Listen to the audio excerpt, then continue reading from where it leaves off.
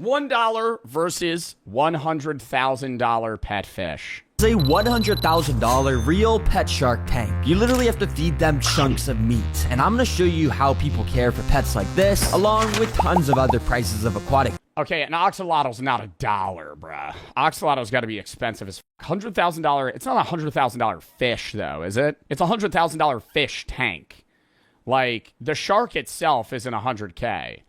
Are there any fish that are that? I know koi fish go for like millions of dollars, don't they? That's like the most expensive fish. There's like Japanese koi fish that sell for like millions of dollars because of their patterns. I wonder if he's going to talk about pets that. All the way down to a literal $1 pet axolotl. Yep, I just... How do you get $1? You're not getting $1. Oh my God, what is this? In Facebook Marketplace, you're buying an axolotl from somebody? On this listing for $1 axolotl. But if you didn't... Yeah, you're going to get murdered when you go buy this. Hi, I have axolotls for sale for $1. If you would like to buy them, please message me, limited supply. No, Where the hell is this guy getting $1 axolotls? axolotls usually cost a lot more than $1, so I'm like worried, is this thing going to be in bad condition or something? I don't know. But It's going to be dead, or it's not going to be an axolotl. It'll just be like a sort of salamander. let's go investigate. So I drove to the seller's house, which thankfully wasn't too... Oh, no.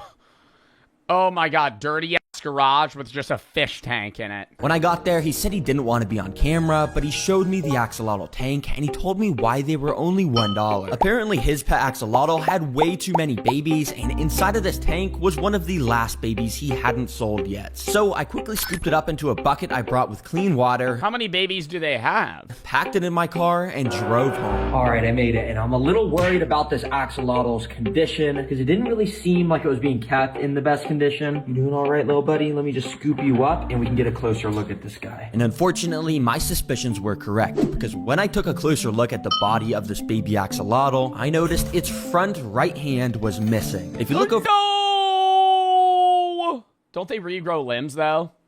Dude, axolotls are so fucking cute. I wanted to own an axolotl so bad, but they're illegal in most states. You can't own one in New Jersey. That's like, I don't know why that is. Why can't I own an axolotl? Strict state bans. States like California, Maine, New Jersey, Virginia completely prohibit their ownership. Didn't he just buy one in California? Is that like a crime, though? Like, are you getting fined? Like, what would be the penalty there? Like, are you going to prison for owning an axolotl? Like, I just don't know. This is what it's supposed to look like, but yeah, I guess this hand must have accidentally got cut off because of how fragile baby axolotls are. Dang, that actually sucks. We gotta help this guy, and thankfully, I got just a plan. You see, I've got these things that when we plop it Meat cubes. to water, they turn into tons of little bloodworms. These are some of the most nutritious and also delicious foods for a baby axolotl, so I sort of just made it rain bloodworms on this guy, which you can see he absolutely started to devour up. If you didn't know, axolotls are extremely amazing in that they are... What is that weird fucking translucent? Is that his brain? What is that? What is this? Is that like an organ, his heart? Are extremely amazing in that they are one of the only animals that have the ability to regenerate limbs when they lose them. And by eating these bloodworms, this guy will now have the nutrients to do that very same thing for his hand. Yo, for $1, this... How long does it take for them to fucking regrow limbs, too? I wonder that. Like, is it like an overnight type process? Thing might... 3 days? I feel like it's probably like a week, bro. It's like a slow regrowth. be my favorite pet. It's not like Deadpool, bruh. He's not just he's not building that back in an hour. It's so... You know the craziest thing is there's certain plants that grow so fast that you could watch them grow in real time. Asparagus growing. Asparagus takes forever to grow, and then in like a day it grows like 6 inches or some shit. Or yeah, no, it's bamboo. Bamboo shoots growing in real time, or time lapsed. This is a 5-day time lapse.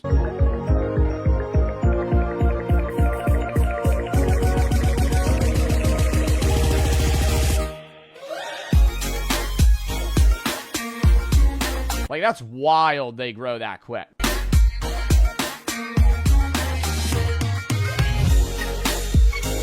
Like, if you were outside for like 4 hours, you'd look over and you'd be like, wait, that thing actually just got bigger. 5 days. Look at that. It's that big. Bro, 5 days, it was that small. That's like fucking quadrupled in size. They're like invasive almost. That's why if somebody plants bamboo in like an area near you, you'll just start seeing bamboo everywhere. Huge. Oh my gosh. And I would learn, apparently this baby axolotl was even cooler than I thought, and in order to see that, I got out this quite a bit larger And tank. they could grow through people. Did we watch a video on that? That's like a form of torture. If they'll like chain you down. You get chained down, and then they'll put bamboo shoots under you, and they'll grow through your body, and you'll die.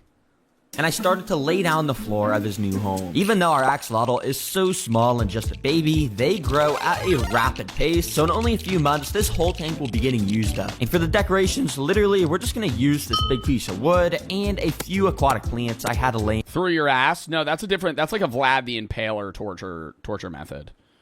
Where they put like a rod up your butt and then they let you like fall onto it and it comes out of your mouth. In around in my garage. Yep, that's it. We're done. You see, baby axolotls have skin that can scrape super easily, and since ours is already missing a hand, I just wanted to keep ours super simple till he gets a bit bigger. But oh my gosh, yeah, they do look so fragile. Like, it looks like if you dropped an axolotl, it would just die. So cute, and I think he's ready to go inside. So I let this baby loose into his brand new home. Oh, look at him swim. Instantly, he loved it, and you can just see how much he was swimming around and checking out his new enclosure. Yep, that's one thing about baby axolotls. They're just way more active than adult axolotls usually are. Wait, I have something fun I want to try. What if I put some worms near the axolotl's face? Am I able to make it follow the direction of the worms? Wait, it kind of is. Yep, I kind of just thought it would be funny to make the axolotl follow my tweezers like it was a fishing lure, basically. And surprisingly, he actually followed it for quite a long time up this log. But why do they have hands? It seems like they just don't need hands. Like, they should just have like fins. But eventually he got bored and swam away. But yeah, it was kind of fun to lure him around this tank in random directions, and every now and then I would let him have a big old bite of the worms because he was just so cute to watch eat. Let me know in the comments what I should name this guy and if I should make an update video once his hand is healed. But remember, I'm still going to show what it's like to keep a $100,000 pet shark along with so many other price points of fish. Next up. That's a rich people thing, bro. That's like villain activities, dude. Owning a shark tank? Fuck. That's like badass. You'd be like, oh yeah, you want to come see my shark tank? What? That's like a rapper thing. I feel like there's probably a lot of like rich rappers. Yeah, Vector, bro. There's a lot of rich rappers that own shark tanks. Some Dr. Evil shit. You have a fucking office space and the floor is just shark tanks. Who owns a Jason Derulo has one? Fucking Jason Derulo. My God, I remember him annoying the shit out of me on TikTok. Jason Derulo. Today I'm doing a candy mukbang. What? There's one here. There's also one on the rooftop. There's beds everywhere because I like to sleep. And if you're feeling real froggy, there's a coffin in the middle. And there's 7 bars. It's just like crazy money, bro. Like, what are we? Yo, I saw somebody the other day that said that I act poor. I was like, I don't act poor. I just don't spend that much money. Like, I'm not like balling out, right? Like, like I feel like there's like LA influencers that just be buying fucking supercars. Like, I just don't buy supercars. But this is like really rich. Where's the Shark Tank? So what goes on here? So this is like the game room. Yeah. Another fish tank. Jason Derulo. Where's the fucking... Bro, he has a lionfish? Where's the Shark Tank? You got puffer fish. That's sick.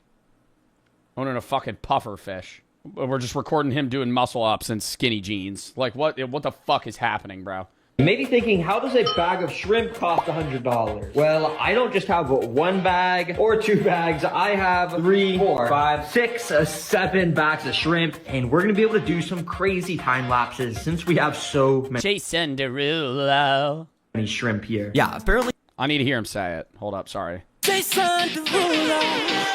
Jason Derulo. Dude, that's like crazy. Like, I mean, like, I just like singing your own name.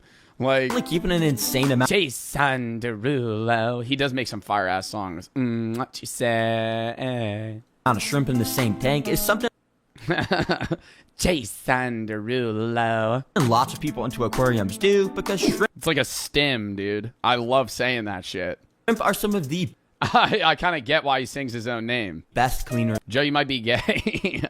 of all time. And they'll just constantly Jason Derulo. Sorry. I don't just have one bag or two bags. I have 3, 4, 5, 6, 7 bags of shrimp. And we're going to be able to do some crazy time lapse. Sing your own name? It doesn't fucking work, bro. Jason Derulo works. Joe Bartolozzi, bro? Come on, man. Get the fuck out of here. Joe Bartolozzi. Bro, that shit's cringe. You know, like it works. It works with his name. I have 6, 7 bags of shrimp. And we're going to be able to do some crazy time lapses since we have so many shrimp here. Yeah, apparently keeping an insane amount of shrimp in the same tank is something lots of people into aquariums do, because shrimp are some of the best cleaners of all time. And they'll just Bro, they're red as fuck. constantly Yo, most fun fishing activity is going shrimping. Going shrimping while they're swimming downstream, bro. I did that one time. You just put a net in the water. They just swim right into it. You just pick it up. Got fucking 9 gallons of shrimp. It's just the easiest thing ever. explore around the tank, eating any dirt or algae that would make the water dirty. These ones in specific are called cherry shrimp because they have a red color in their body like a cherry. Yup, it's a pretty creative name if you ask me. Now, before we get out a piece of steak to feed to these guys and record on a time lapse, let's work our way up the food scale and start with shrimp pellets, which I bought these thinking they were shrimp food, but on here it says they're actually for fish. I used to have a fish tank when I was a kid, and I would have to feed them fish flakes. And, you know, you kind of just, like, eyeball what you're supposed to be feeding them. And I remember one time the fucking, like, shaker cap part fell off, and I dumped, like, half the cup in there, and it filled the whole tank, and the fish started fucking tweaking. They were swimming around just fucking eating. I was like, oh, God, they're going to die. Like, they'll eat until they can't. So I'm thinking maybe these are just made out of shrimp. They're not actually for shrimp. That, or I didn't understand aggression levels of shrimp. Or not shrimp, fish. If you go to like a fucking PetSmart and you want to buy fish, they're like different types of aggression levels, and you have to buy fish that are the same aggression level, otherwise they'll eat each other. So you want to buy like all aggressive, all chill, all something shrimp, right? Or not shrimp, fish. Jesus, because he's fucking talking about shrimp. You want all the same type of fish, right? Like intermediate aggression fish, and they won't hurt each other. But I had one, and I go to the guy, I'm like, I have intermediate level fish. Like, do you think this one would be fine? He goes, yeah, man, it'd be chill. So I put it in the tank, and I put him in the tank when he's about this big. And overnight, I had probably like 12 fish. I wake up the next day, 6 of those motherfuckers are gone. 6 of those motherfuckers are gone. And I go, well, something happened. And then the next day, he eats like 3 of the other ones. It gets to a point where it's like him and one other fish in the tank. He ate every fish I owned. And I gave it, I think I brought it back to the store. And I was like, fuck off. Like, I remember I didn't see I was like probably like 12.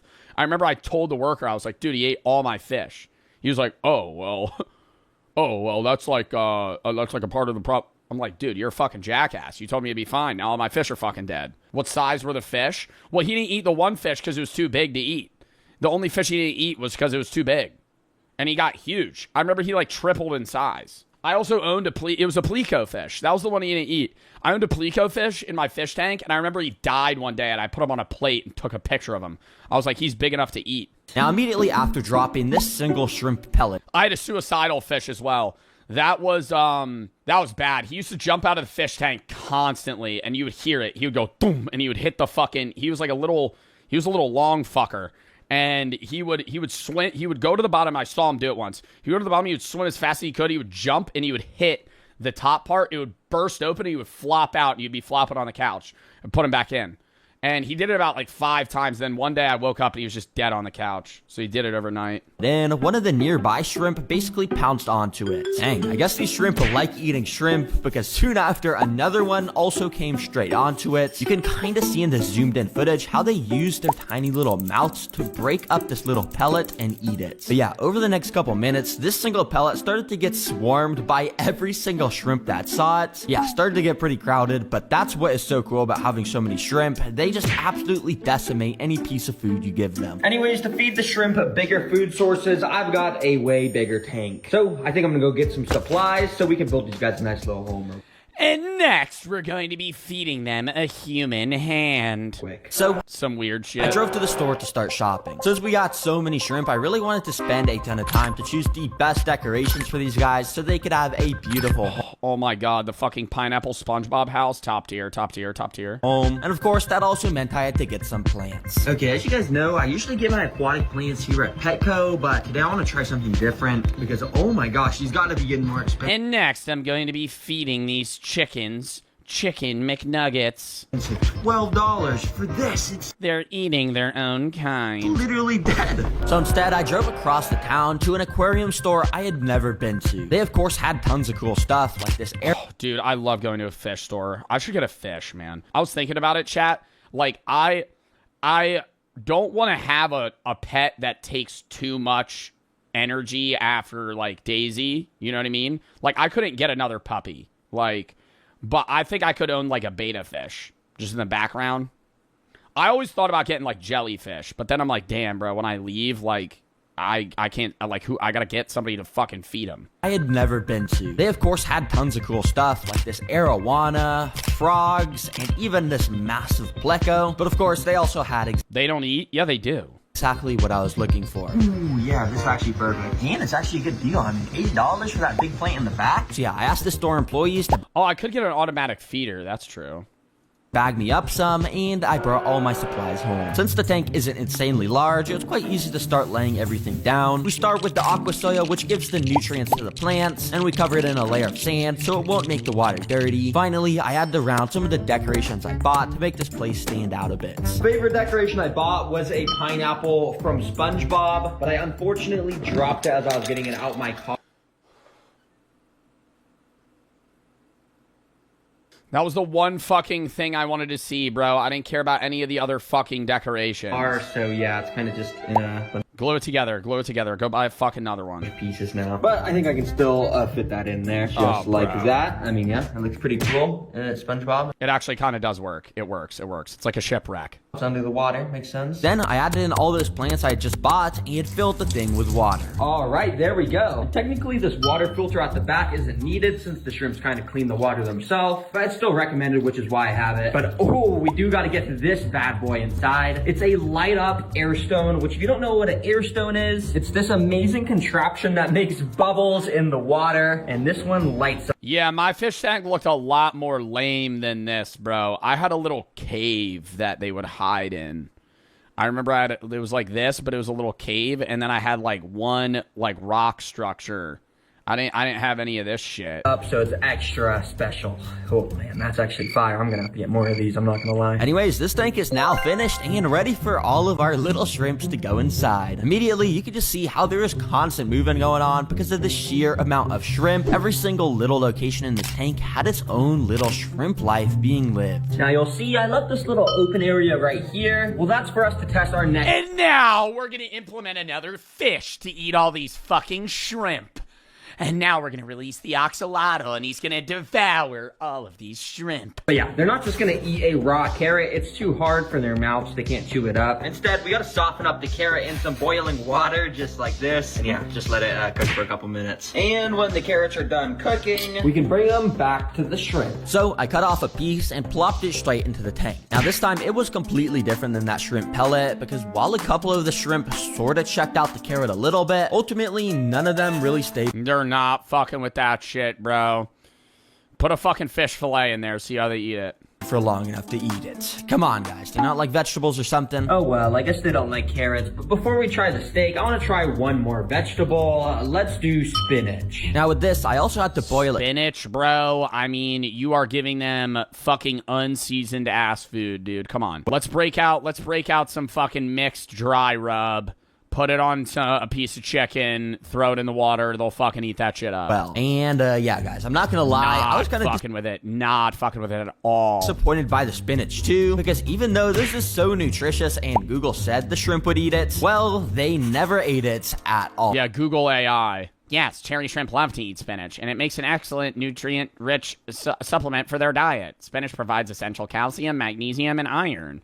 they never ate it at all. Bro, come on. I'm just convinced shrimp don't like eating vegetables at all. Yeah, let's get this trash out of here. And let's move on to our final food source, a entire steak. Well, I shouldn't say the entire steak because that would make the water pretty dirty. So I'm just gonna cut off a little piece just like that. And Bro, well, a little piece, you gotta give him a whole, you gotta give him at least 5 ounces. put this in. So I put the steak in, and thankfully this time we at least got a bit of action. Because after about 10 minutes, you could tell they certainly weren't swarming it, but there was the occasional shrimp going on to the piece of meat, and it was kind of cool because you could see their microscopic little mouths taking tiny little bites out of the meat. But yeah, I'm not gonna lie, for being in here for 2 hours, it was a bit disappointing that they didn't eat this more. I guess with shrimp, you just want to stick to the boring foods like pellets. But remember guys, as you get more expensive, the pet fish get harder to feed and crazier. And well, for the next price point, Bro, I don't know. Having to be, like, it's such a sick animal to own,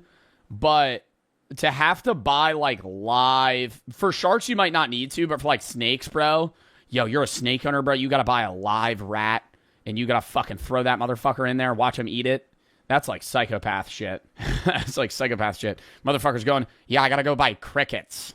I gotta go buy crickets for my lizards. What?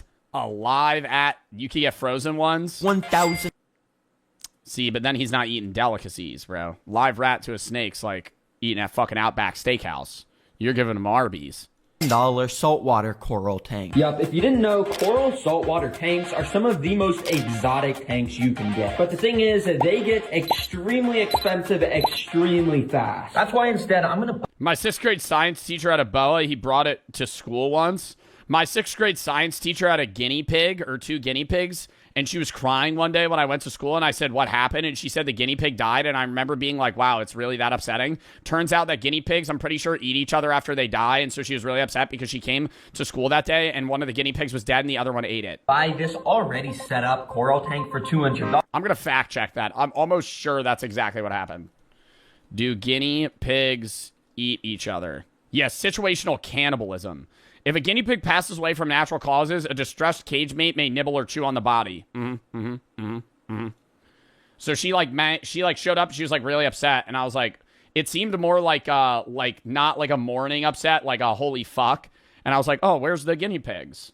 And she was like, well, one of them died. I was like, well, what about the other one? That motherfucker was covered in blood. Used the rest of the budget to fill it up with way more crazy corals. And dang, look at this video the seller sent me. It already has so much fish and stuff in it. Let's go see if this is legit. So yeah, Dude, I remember I had such a crush on my fucking science teacher in 6th grade, dude. Holy shit. drove out to the cellar That was like... and got the tank. No, bro. I feel like everybody... Yo, no, that's so real. What do you mean? Why are you putting question marks? What are you putting question marks? That's like such a relatable thing. You're telling me you didn't have a crush on one of your teachers when you were like in middle school, bro?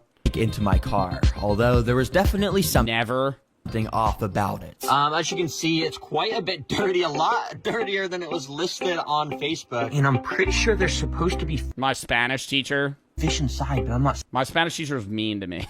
My Spanish teacher was mean to me. this home ASAP. So I quickly drove home and got it out at my house. Alright guys, I just got this back to my setup, and look at this. There's actually a fish inside. Yo, there's a clownfish. Do you see that? Bro, I remember my the science teacher I had a crush on, she left, and we had a new science teacher, and she just wouldn't stop talking about how her husband worked and owned a Costco. And I remember being like, wow, what a downgrade. Like, I remember being like, bro, it was like every day she'd bring up Costco. I was like, yo, who cares about Costco, bro? Literally no one. Why are we talking about this? I can't really see it because it's so dirty. But yeah, let me set up all this stuff. So yeah, I first added in the extra water I had taken I haven't thought about that in years. That's fucking hilarious. That just brought back a memory, bro. out the trans. Holy shit, bro. She just would not stop chirping up Costco, dude. And she was like, yeah, BJ's is not as good as Costco. My husband owns a Costco. I was like, okay, bro, who cares? Fuck. Oh my god, Costco. It's a wholesale food place. Holy shit. Poured it. Then I put in the heater, wave maker, water filter, and of course the lights. And then I let it sit for a couple hours to clear up. And oh my gosh, the whole tank came alive very quickly. Bro, how much easier life was, bro, when subjects were just English. Science. Math. You math letter grade. It wasn't like fucking something else. Yeah, it's like now it's like oh, you're in like molecular biology. Oh. You could see the clownfish swimming around next to the anemone, the little shrimp constantly moving around everywhere, and there was even a literal sea urchin. I had no clue this was all going to be included in the tank. But this place would look way crazier if it had tons of... Oh, bro, I've been so zoned out of this video. I'm not even gonna lie. This video got so derailed after I started stim saying Jason Derulo. We're at $1,000 tank now. We got Nemo. Okay, we got Nemo now. So yeah, I first added in the extra water I had taken out to transport. Bro, cleaning the fish tank, bro, I remember that shit. You would have to, like, muddle through the rocks with this, like, fucking thing, and, like, dude, straight up, like, poop water would start coming out of it. It was fucking gross. Oh my god, owning a fish tank is now. I never mind. I don't want to own a fish tank. I remember how shitty it was. Then I put in the heater, wave maker, water filter, and of course the lights. And then I let it sit for a couple hours to clear up. And oh my gosh, the whole tank came alive very quickly. You could see the clownfish swimming around next to the anemone, the little shrimp constantly moving around everywhere, and there was even a literal sea urchin. I had no clue this was all going to be included in the tank. But this place would look way crazier if it had tons of rare glowing corals and stuff. So yeah, we definitely got to go buy some of those. So I drove. See, like, that's the type of shit, bro. If I ever got a fish tank, I would just ball out and call the fucking, what are the dudes that make fish tanks? And they both kind of look like, just like, what is that called? Tanked. Yeah, today we're going to be making every video, bruh. Every video. Today we're going to be making a fucking fish tank for LeBron James. Today, this is what we're going to be doing. So, I want to get some yellow skippers. I think they're a great fish that we're going to add. The whole time, I'm just locked in on that. And they had that one guy. He was, like, entirely unprofessional. He'd be, like, carving the fish tank. He's, like, shirtless, sweating. You can see his ass crack, and he's just carving glass. Like, when are you going to have it done? Well, I don't know. When do you need it? Tomorrow. I'll try. And then it just starts leaking. It's like every time they run into a problem, it's never easy. They never just make a fish tank. Every time it's like, oh, fuck. Oh, fuck. Gallons of water are spewing out of the tank. Back out to the aquarium store where I'd bought those plants from earlier and found out they also had a massive coral section. Yo, this is sick how some of these corals glow. And look, that clownfish is checking that coral out. And also, bro, $400 for a single piece of coral, that's kind of crazy. If you didn't know, corals literally have thousands of tiny little animals called polyps that live inside of them. And in order to see them come out, I bought this big bag of coral and brought it home. Now, corals can be extremely delicate, so it's a good thing we already... Yo, it's that expensive for fucking for like live coral? got this set up tank, otherwise our corals would probably die. But because this is set up, it's as simple as just dumping the water from the bags out and putting all the corals I bought inside. Then over the next hour, I slowly added water from our current tank into this temporary tray. Yeah, a lot of work, but it's definitely worth it because Wow, you have to get them like acclimated? I didn't even think about that, bro. I would have just dropped them right in. To add these corals around the tank in the places I thought would look best, and I left my camera recording so we could see them come alive. The first one I noticed movement from was this top one, that we could see the little tentacles of the polyp animals on here starting to come out. And this green one also started to liven up pretty fast as well. The polyps on these corals use all these little tentacle things to eat up food, which I'll show very soon. Yo, look at these corals. They're looking sick. The only ones that haven't popped out are... God, I feel so bad looking at sea urchins, man. I used to throw rocks at them, bro. I'm so serious. When I was a kid, bro, I didn't know they were alive. I thought they were just like fucking spikes in the ocean. I used to throw rocks at them. It didn't do anything. I remember, dude, yeah, no, that's fucked up. I know. Like, dude, I was probably like 8 years old, and I remember I was like, sea urchins hurt people. Fuck sea urchins. And I would throw rocks at them. Because they don't move, like, you don't see them move. Like, they're just, like, in a rock. These two at the bottom. So I guess I'll just leave them be. And in the meantime, let's feed this tank so we can figure out how alive everything in here actually is. The fish in tanks like They're invasive? Oh, are they really? this Okay, never mind. love stuff called... No, I still do feel bad. Even if they're invasive, it's like, okay, if I shot it, that would be different. I was just, like, chucking a rock at it. It didn't do anything, though. I remember I would hit it with a rock. I was like, are these things fucking immortal? Or not immortal, but like fucking unscathable. Like, I would hit it with a rock, and it wouldn't even fracture. It would just eat it. And I didn't know it was alive, but I was like, these things are, like, rock solid. Like, invincible is the right word. Brine shrimp. Basically, you pop one of these frozen cubes in a cup of water, and then I remember I talked to my grandfather about it, and he was like, yeah, no, they're alive. Because he stepped on one, and he had to go to the hospital. Because it was, like, poisonous or some shit. And he was like, I almost lost my foot. But it was one of those old people stories.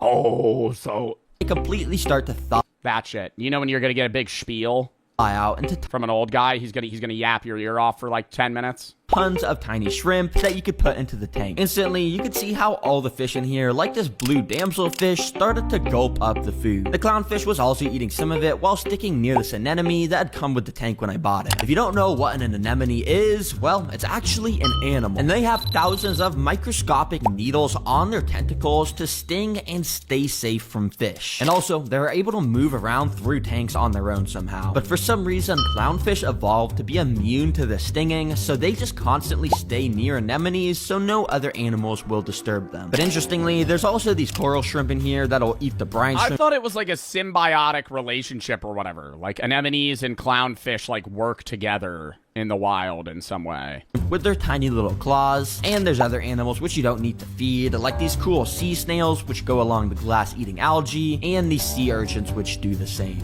Pretty cool. Finally, we can't forget to feed the corals with this stuff, and it's pretty cool to watch. Let me show you. Yeah, you can kind of just use this thing as a spray bottle under the water to shoot food at the corals. You can see how the little tentacles of the polyps react to the tasty food and close up a bit. The green one was especially cool to watch, along with this smaller green one where you could really see the little tentacle arms grabbing the food and closing it up to consume it. Dang, the ocean is actually so cool. Alright, I just got this set up in my kitchen and stuff like the anemone. My tank looks dirty as fuck though. Like, I need these snails in overdrive, bro. There's like poop on the walls, man. Is still opening up. But honestly, for $1,000, it's so cool seeing all the different life in here. I'm gonna rate this thing an 8 out of 10. But there's one type of aquatic pet that's a lot cooler than everything I've showed so far. It's time to show you guys what it's like to have a $100,000 fish tank. literal pet shark. Yes, sir. Now I could go buy Now, guys, I could go buy a $100,000 fish tank, or we're gonna show up to Jason Derulo's fish tank. some sort of small baby shark species What a fucking collab that would be. online and build a small little tank, but that would be boring. I want to see a big, fierce shark. So I hopped on a plane and flew across the country to this very fish store. Damn it! Oh, dude, in my brain, there was like a 2% chance that he somehow got like a Jason Derulo collab. I'm so serious. Like, in my brain, I was like, there's a chance. There's a chance he flies out. Or called Aquatics and Exotics. When I walked inside, I was immediately greeted by some absolute... When I walked inside, I was immediately greeted by none other than Jason Derulo. He was actively searching for another shark that he was going to add to his tank. The insane tanks. This one had massive freshwater stingrays. This one had a super cool pig-nosed turtle. That thing, that's the first time I've ever seen that animal. What the fuck is that? That had a nose that looks like a pig. But right here at the back of the store is where the insanely massive tank that is filled to the brim with sharks is located. Yo, these sharks are crazy. Yup, this tank has 17,000 gallons of water because it contains not only this nurse shark, which like to spend most of their time chilling at the bottom of the tank, but also these two super fierce black tip reef sharks, which are known to be some of the most aggressive sharks in the world. And the craziest thing is how you feed them when they're your pets. So I got introduced to a store employee named Sky so I could show you just that. You are kind of the one in charge of taking care of all these sharks, right? Yep, 2 black tips and a nurse shark in here. Dang, that is so cool. I'm on the mission to kind of find the craziest pet you can keep. Would you say keeping sharks is kind of crazy? Like, is that kind of cool? It's definitely one up there. Not many people can say they have real sharks in their house. For I know somebody that can say that. sure, but why do you have to I'm done. Have a tank that is so massive for these sharks. I know there's somebody that has a shark in their house. Specifically for the black tips, they are Someone say a famous singer. a shark that in the wild requires to be in constant motion to get oxygen through their gills. Yep, the blacktip reef sharks in specific literally need to constantly be moving in order to get water and therefore oxygen flowing through their gills. So are these black So tip they just swim in circles in the fucking tank all day? sharks fully grown? No, they're still actually young males. Wow, so they're gonna get a lot bigger than this? Quite at least twice Oh my the gosh. size. Nah, these sharks Somebody from PETA comes in, breaks the glass. Be free! are still gonna get twice as big. I can't even imagine what they're gonna eat when they get bigger. So I'd say I wanna see these guys eat. Can we feed these guys some food? Yeah, absolutely. You want to see what I'm feeding them today? Yes, let's do We that. go grab it. So Sky brought out an absolute buffet. All right, so what are we gonna be feeding these sharks today? So that is the light feeding. That's about 2 pounds of shrimp right there. This is a light feeding. This is like, I couldn't even eat this all if I wanted to. Let's just get this in the tank. I could eat that. Absolutely. Ready? Yes. I even All right, let's settle down. That's not that much food. turned on my GoPro and gave it to Sky as she went behind the scenes to feed the sharks all these shrimp. You can see how she started by splashing her hand in the water to alert the sharks that it was feeding time. And then she started to stick my GoPro under the water, which surprisingly, the aggressive blacktip sharks instantly found interesting because they kept swimming straight up to it almost like they wanted to swallow it. Yo, they're trying to eat my GoPro. But eventually, it was feeding time, so Sky started to toss massive handfuls of the shrimp into the tank, which, if you couldn't guess, the sharks instantly picked up the scent,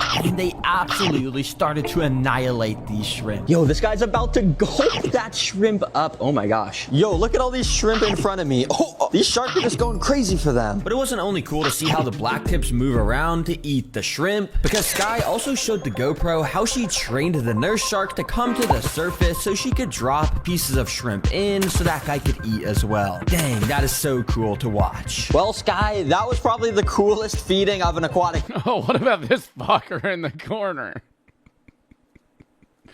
He's just like being left out of the conversation, bro. Nobody talking about him. He's watching, bro. He wants attention too. We ain't gonna give him screen time. Are we calling him a sub 3? What the fuck? He's just a sad ass, big ass grouper, bro. The coolest feeding of an aquatic pet I've ever seen. This is honestly one of the coolest pets I've ever seen. Thank you. Yup, seriously, thank you so much to Aquatics and Exotics for showing me these sharks. They're an awesome fish store located in Cincinnati, Ohio. Go check them out if you're in the area. And of course, Yeah, if I ever need a shark, I'll pull up. guys, don't forget about the merch. That is a top 3 breed of dog. This isn't a border collie. What is this? Oh my god, what is this called? What is this breed of dog called? That is the cutest dog ever. Holy shit. Not as cute as Daisy, but close second. An Australian Shepherd. Yeah. just dropped our first new Oh my shirt god, design. that dog is so We just fucking cute, dude. Oh my god. Alright, I gotta piss, then we're gonna hop in.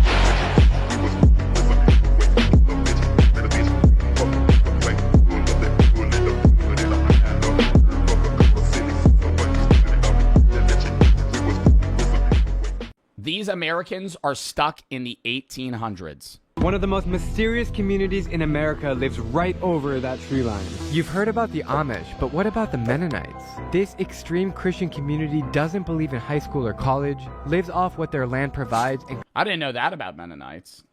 See, like, I feel like a lot of people assume I just know a lot or more than I do about religion and Christianity, for that matter, because I studied theology and then went to college for philosophy and religion. But, I mean, I don't know about many. I know about, like, the main denominations of Christianity. You know, like Anglican, Catholic, non-denominational, Protestant, you know, like all that. I get the gists. Baptist. But it's like, I don't know a lot of the traditions, or even like Mormons I know about. I don't really know a lot about Mennonites or the Amish. Christian community doesn't believe in high school or college, lives off what their land provides, and completely bans the internet. Are you familiar with YouTube? I mean, I've heard the name a lot. What would happen if I sneak in to spend 24 hours? I feel like that's cat, bro. I watched it. There's like one movie that jokes about that where it's like, do you know what a computer is? And the guy's like, no, never heard of one. I'm like, they've heard of a computer.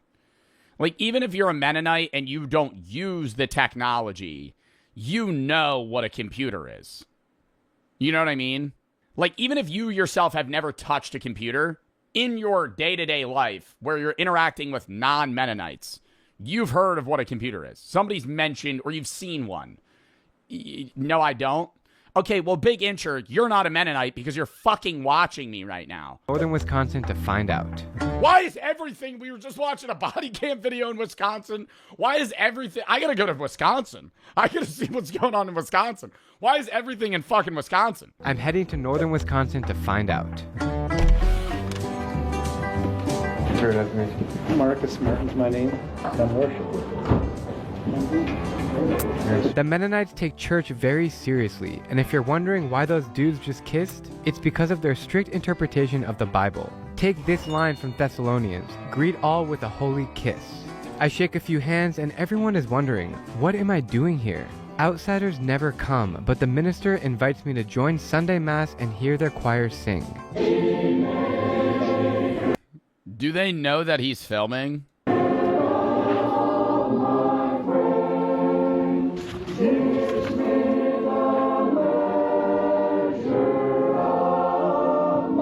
Wow, this is giving me like flashbacks back because I used to be like a practicing Catholic and I used to go when I was a kid, and I'm not making fun of this, but I'm just saying like this was like all kids have this same experience if you had to go to church. But it's like you're 6 years old and you're bored in church, so you start playing like tic-tac-toe on like a piece of paper. Some shit like that. Like I remember just being in church being like, I am so bored. Because you don't know what God is. you can't really explain, like most 6-year-olds don't perceive God on the same level as like Santa Claus, but like they understand them in the same sense.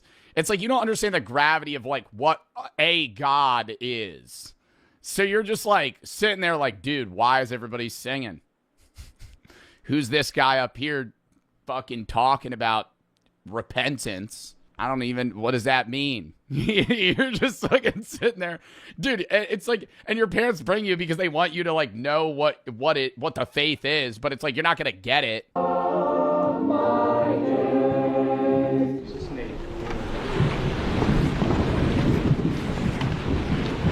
Notice how the men and women are separated? It doesn't matter if you're a family, because gender is one of the ways the Mennonites organize their society and understand their roles. Amen. Depart in peace. Well, it was different, wasn't it? Very nice. Yeah. I enjoyed it. Thank and you. your name again? Drew.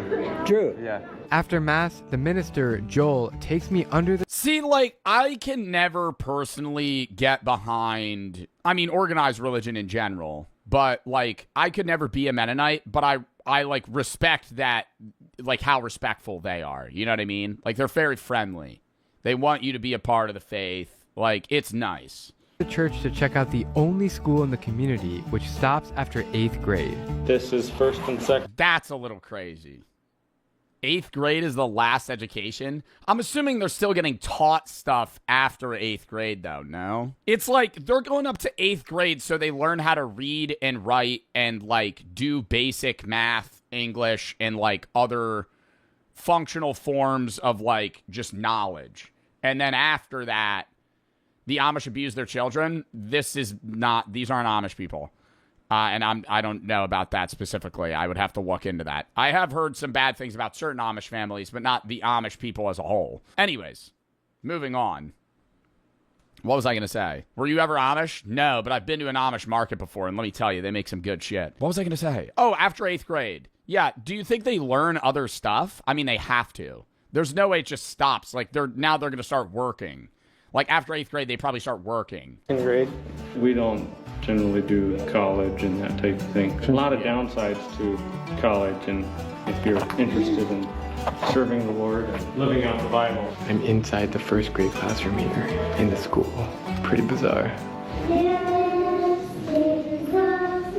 The only counterpoint, it's not even a counterpoint, it's just like a question I would want to bring up, and this isn't me dissing the religion by any means. It's more so, like, this is just what we would talk about in philosophy and religion. It's like, what do I think about this? The only problem is, like, if you're saying, like, he was, like, saying college is bad, or, like, college is a waste of time. Like, I don't think college is for everybody, but to say college is bad as a whole makes it seem a lot more like you're kind of removing them from learning a lot of critical thinking skills that might lean them to leave the faith. Like, I'm not saying that of all of Christianity, but it's like just the way of living of like, okay, this is how we function. It's like, all right, we're going to hard cut off your education when you're 13, 14, and you're not going to learn anything. You're going to learn other stuff, but you're not going to learn anything on an academic or like reason critical thinking level, like outside of what you know yourself and how you learn it yourself and maybe with your family members through communication.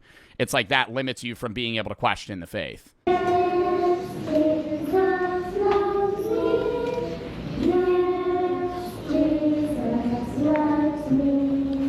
The Mennonites trace their roots to Europe during the Protestant Reformation, a revolt against Catholicism. They're inspired by this guy, Menno Simons, a Catholic priest who was excommunicated by the church, but he disagreed with other Protestant reformers about the Bible and infant baptism, promoting adult baptism instead. Facing persecution for their beliefs, the Mennonites moved to the U.S. and elsewhere, where they formed tight-knit communities. I mean, I don't really have a problem. The way I always was told was like, you want to baptize your kid Catholic at a young age because if they die at a young age, they're still a part of that religion. But then it's also like, well, you would still have the innocence of a child. I think like if I could go back and choose, I was baptized Catholic. I wouldn't have been because I was already integrated into a faith that I now don't believe. So it's like very confusing. We've just been mingling with the people here, and one of the families invited us into I think that's good they let them choose when they're an adult. House for lunch.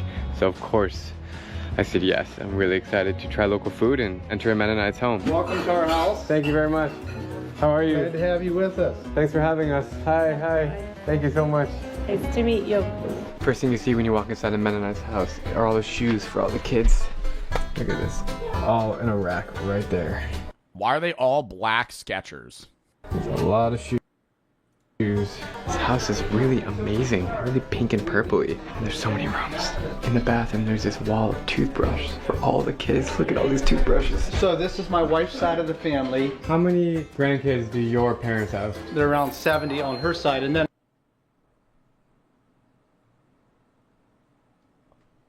70 grandkids, bro. Holy shit. on this side, this is my parents here, and they have 15 children, and they have 135 grand. 135? Yo, you're forgetting motherfuckers' names. Your fucking family could hold a football tournament. You have enough people for like multiple teams. 135 direct descendants of you. 135 grandkids as one person. Bro, you're forgetting all their names. Yo, Christmas gotta be hell for them. Everybody's gonna get $1. $1. Not even. I mean, goddamn, dude. 135 people? You get gifts for all of them? That's terrible. They have 135 grandchildren. Right. They just had their 135th. And my brother Matthew was number... Yo, they're actually, I'm so serious. They have to, those grandparents have to not remember 60 of their grandkids' names. 15. And so you can see he's just getting a good start on his family. So, you know. Do you know the names of all your first cousins? Not quite. Don't know the names of your first cousins. Wow. Like, those people are very related to you. Like, that's first cousins, like, what? That's like 24% or 25%. Like, averagely, like a fourth of their blood is yours. Almost. How you guys doing? You remind me of your name again? I'll get you. What is it? Kenlin. Kenlin. I'm Christopher. This is your house? Yep. Can you give me a little tour? Sure. That's my oldest brother's. Chris. Yo, I like the nostalgia of those staircases that make that noise, but I always think about how, like, that's got to be the worst structural, like, I mean, good for safety, but, like, say you're trying to, like, sneak away from, like, a robber, you're fucked. Like, that shit It's so you can't walk quietly in that house. We're in Carlos's room. Mm-hmm. And then this is Joseph and I's room. Nice. How many people are sleeping in this house, including your family and the company? 13. Well, right now it'd be 16. Yeah, and I think the most we've ever had in one night is what, 40? Oh, wow. I think was the most. Yeah, and 40 so we just kind of people. stacked them in. Open a jar. And, Oh, whoa. What is in here? that's my wife's canning shelves. Like, so she A lot of pickles. cans a lot and then, you know, freezes, and so Wow, so she sells them, or she? No. Yo, it is okay. Mennonites, I feel like are talked about a lot less because have you ever seen like on Netflix they have series where it's like Breaking Amish, and it'll be like them just going to a grocery store, or like it'll start out with that, and then it'll be like the first date they've gone on with like a non-Amish man or something, and it's like no, dude, those shows are interesting, but it's like slop TV. It's turning something that's mildly informative to complete dog shit. It's like now you're not actually learning about the Amish way of life or why they'd want to leave. It's just like, hey, I kind of want to go on a date. And it's like, oh, okay, so now this is like or they have like Netflix has like a farmer's dating show. I need a wife that's going to help me tend to the cornfields. I mean, why is that TV? Why is that TV? Why is there an entire show dedicated to farmers dating? What? A lot of yeah, just a lot of work. Yeah, well, this is, you know, we're coming into winter, so she's put up a supply for a whole year. Yeah, it's not all technology. Like, they still have a freezer and a refrigerator. But do you think that freezer runs on electricity? Yes. This is, you know, I doubt there's ice. we're coming into winter, so she's put up a supply for a whole year. All right, give me the tour up here. This is my dad. I want to know, like, the specifics of what they are and aren't allowed to use. And mom's bedroom. Nice. So that's where they sleep, and then there's a master bathroom right there. Nice and pink. That's right. Like, that's not, like, they had a lamp. Okay. It's no internet. Like, no high-grade technology. Electricity, I'm assuming cars are probably okay. Oldest. Like, but like maybe not a higher... You know, you could probably have a car, but I'm assuming you couldn't have the one, you know, the touchpad in the middle, like a Tesla, or like a smart pad, like something like that. 2 sisters. This is their room. Nice. My younger sisters. Youngest 4 sisters sleep in here. So how many siblings do you have? 10. What are their names? Go. Youngest to oldest. Kimberly, Adela, Liliana, Filene, Janelle, Jaleesa, Joseph, me, Christopher, Jacinda, Carlos. All right. That's reminding me of like 21's Kids and Counting. Remember that fucking show? And they would just change the title of it because they just kept popping out kids. I feel like at that point it had to be for the show, bro. Had to be for the show. Like being like the 3rd youngest kids from 21 Kids and Counting, it's like, all right, they were just popping you out. Either it was that or they're just, you know, they're not wearing, he hasn't got a glove, you know. He's just, every time it's just another kid, you know. Get it going. Mennonites aren't allowed to listen to music, so they become great singers instead. That's crazy. I feel like that's not that high grade of technology. Is it just music, listening to music itself, like versus making it? Because they had music, like fucking like the big like brass recorders way back, because they would imprint it onto like wax or something, and then the divots would make the audio. Yeah, not a vinyl, like before vinyls. What is that called? A gramophone. Yeah, like an old like gramophones are from like, dude, probably like the 1800s. When was the gramophone invented? 1887.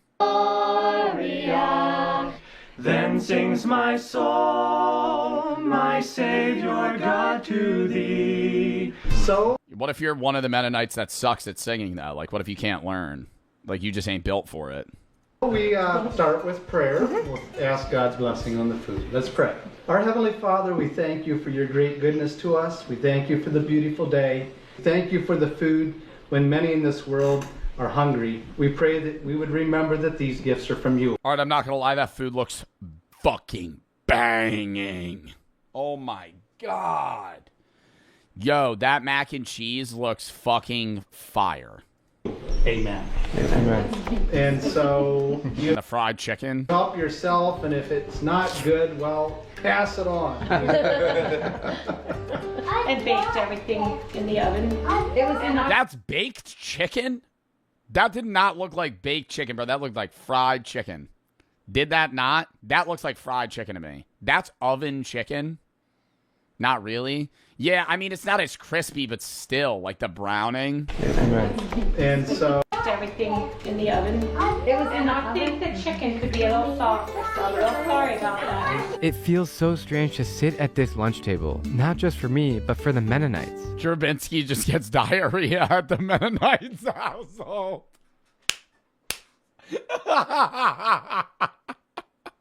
Oh, can I use your bathroom real quick? They run out of toilet paper. Dude, I don't know why I think that's funny, but just imagine Drabinski's trying to film this vlog. He's like trying to see the Mennonites' way of living. There's no toilet paper in the bathroom. He is the shits. They are not used to having guests, but they are as kind as any Midwestern family, and they're eager to teach me about their faith. he risks the double flush, and it just starts spilling. Bro, I just run out of the house. Oh my God.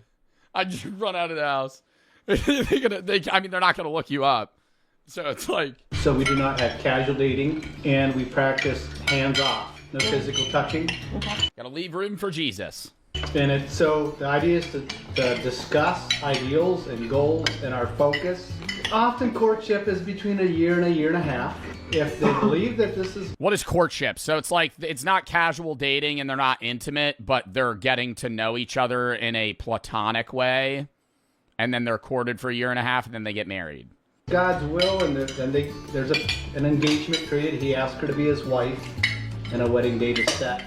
And then marriage is permanent. Marriage is one man, one woman. What the Bible says about homosexuality. For life. Love that image. Unless there's a death of a spouse. So we teach that the Christian life is a battle. And the biggest fight that we're in is a battle against the flesh. And we're tempted with selfishness, greed, covetousness, the sins of humanity, just like everybody else. Well, the one young man, it was issues of pornography. That's an issue that would cut your membership off. We have a zero tolerance. What, you get kicked out? They wait, what? So what do you mean? Like if you're a Mennonite and they catch you with like a porno mag, like you're gone. Like you're out. It's for porn. Cut your membership off. What do you mean membership? We have a zero tolerance for porn. And he was dabbling into it. We instructed him. He wasn't willing to give it up. And so he understood. He understood when he was that. Who are we talking about? We're talking about somebody in your family? Like, I don't. Porn. And he was dabbling in zero. That's an issue that would cut your membership off. We have a zero tolerance for porn. And he was dabbling into it. We instructed him. He wasn't willing to give it up. And so he understood. He understood when he was that.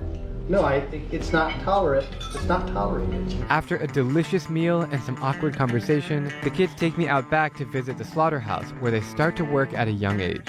Okay. Damn, that is crazy to me, bro. Like this guy's like 40 and he's never seen porn. I feel like that's oddly something that like the majority of adults have seen once. Like, even if not actively. So we got a couple of dead deer on the floor. Today is a young youth hunt, ages 15 and under. The person that shoots. What? They got an 8-year-old holding a rifle out there? That brings it in, and they usually eat the meat themselves. We did 750 deer last year. Yeah, so this is actually our kill floor right so here. It's like our slaughter room. They come in, bring them to this kill chute, knock them, and bleed them out, and then we skin them out. We split down from the back. It's my favorite thing to do. Yeah. I enjoy working better than sitting. So you here working every day? Yep. These are beef. They're split in half. You did all this? Yep. Aren't you proud of that? It's nothing to be proud about. Wow. It's pretty easy. Anybody can do it. I don't think I could efficiently skin and cut up a cow. I think it would be a pretty bad hack job. I have trouble carving a turkey on Thanksgiving, thank you. So, no, I don't think it's easy. I think you're good at it, and don't make me seem like an idiot, okay? Not the average person can butcher a cow. As we inch closer to sunset, I meet back up with Joel to tour the town and see what else is happening on the farms. Got the little ones here? I got one of them. Hi, how are you? So cute. All right, so we're gonna take a little tour. Yeah, we'll drive around and look at a couple of local small businesses. Are you familiar with YouTube? I mean, you know what it is. I mean, I've heard the name a lot, and I know. Yo, he kind of looked like Joe Burrow with a bigger forehead. Dead ass, though. Don't that look like Joe Burrow? That's you. It kind of looks like me, too. Well, I also get people telling me that I look like Joe Burrow. I've heard the name a lot, and I know somewhat what it is, yeah. Wow, that guy dead ass kind of looks like me. What the fuck? What do you think YouTube is? Well, there's a lot of content on there. Is my head that big? A lot of videos. Sorry, I'm not making fun of his head. I'm just like, I'm noticing my forehead probably is that large. There are a lot of videos, anything from how to songs. Bigger. To, fuck you. what would be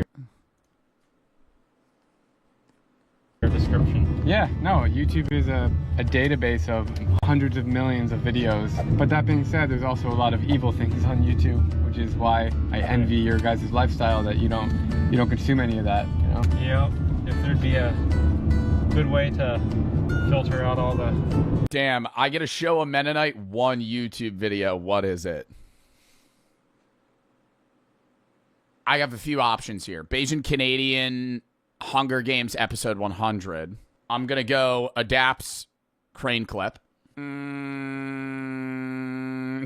not 2 girls, 1 cup. I think that's probably not going to be. I think that would instill in them that technology is evil.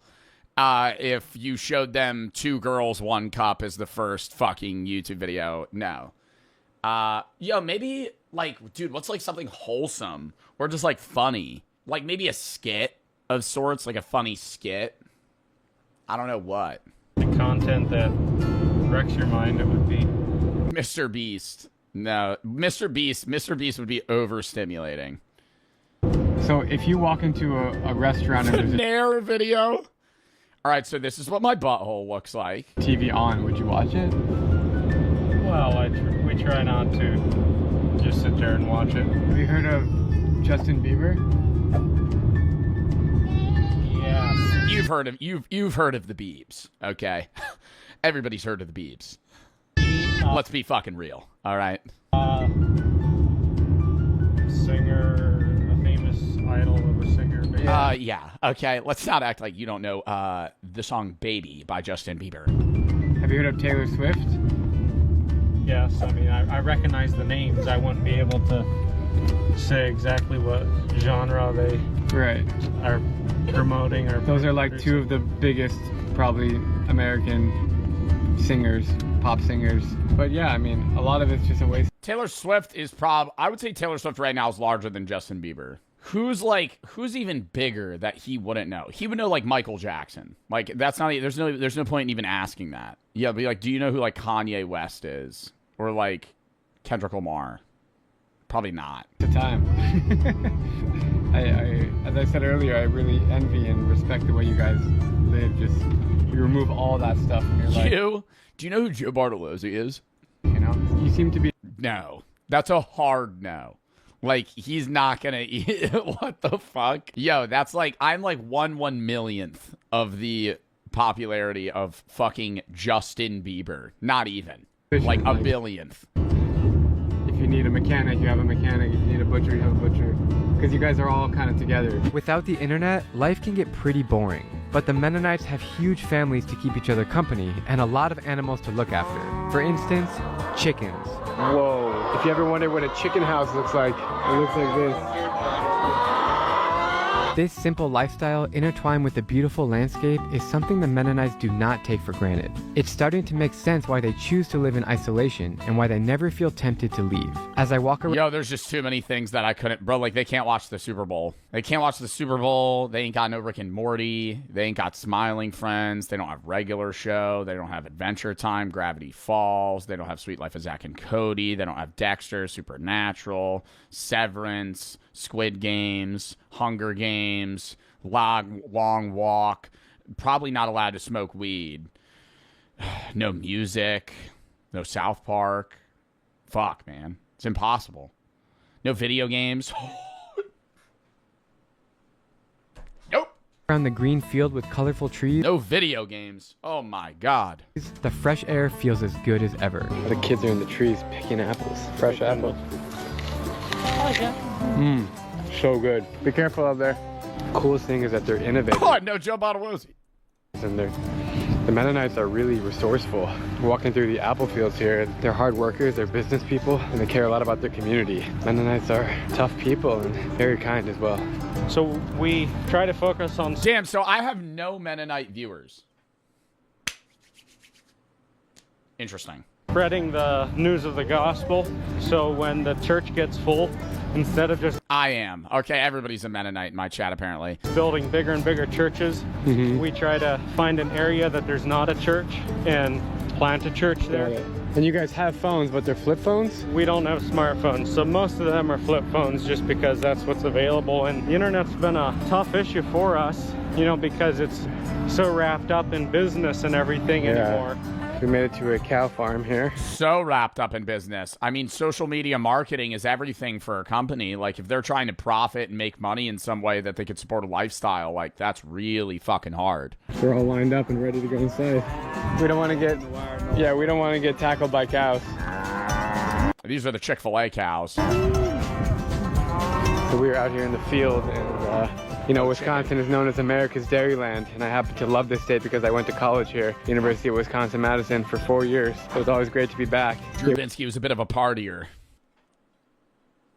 It's really interesting just being out here with the Mennonites. They're very calm, still people. They're just like, no internet, no movie theaters, no smartphones. They just live very humble lives. There's something to... I don't know, dude. Like, why is it no internet, though, is the thing that I'm not understanding. Because, like, they're like, dude, they're using, like, high-tech farming equipment. Like, don't some of these...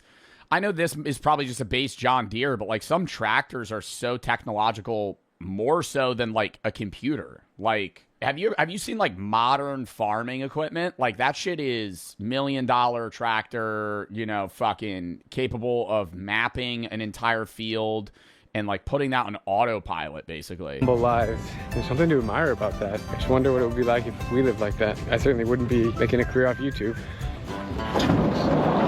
Whoa, man. These are my big ones. This is awesome, dude. A wood chipper? I'm from a city in Arizona where we don't have tractors where I'm from. The tire is taller than me. Ooh, Drew, you're like 35 years old. I know you're not. I know you're not. Drew, love the videos, big dog. There's no way that you don't there's no way you're shocked by that. Like, that is not. You're like in your 30s. There's no way a tractor wheel's like, wow, that thing's like as big as my head. Where should I sit, right here? This is my first time in a tractor. Really? Yeah. Are they fun to drive? Yeah, it's probably one of my more favorite parts of farming,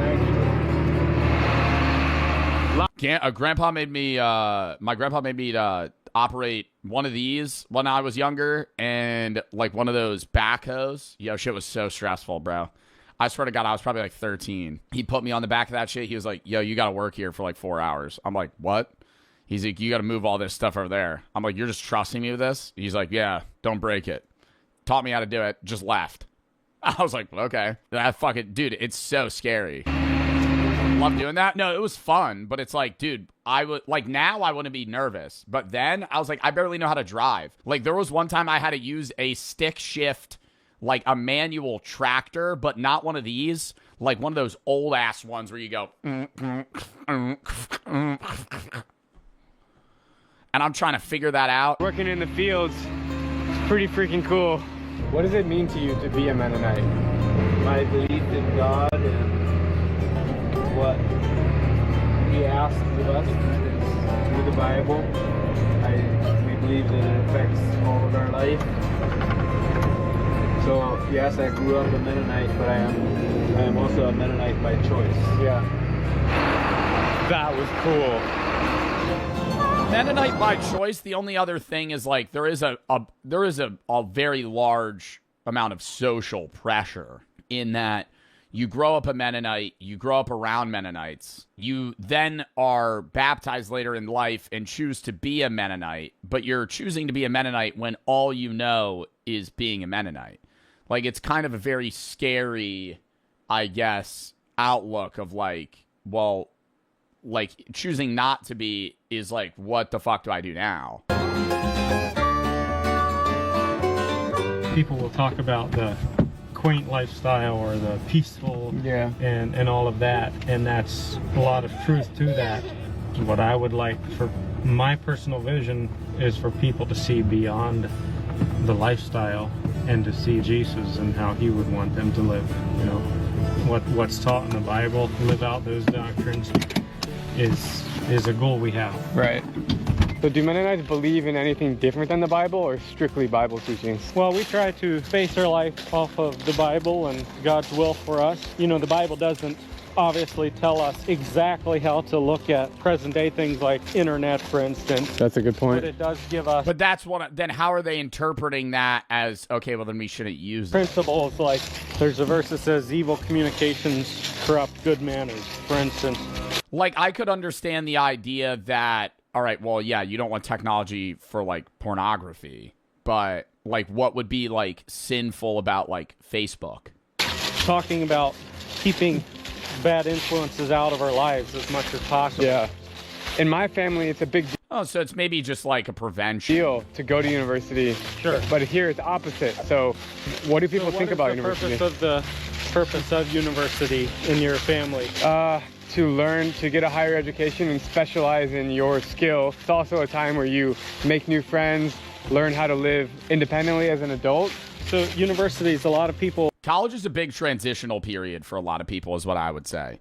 That's where you kind of become a person before you're thrown into adulthood. While you are considered an adult legally, 18 to 22 in that time frame where you're in college is where you can kind of craft the person that you want to be, mature more, and also build connections that are going to help you in your career path. Because a lot of the people that you know in high school aren't going to be able to get you a job later on in life, but a lot of the people that you meet in college are going to be able to help prop you up for a better career path. Well, I don't know what percentage it is. A lot of people will go through... And it's fun to get drunk. Multiple years of university and rack up a sizable debt and then go do some... That's the very big downside. And when a lot of people don't want to go into a career for it. It's not meant for everybody.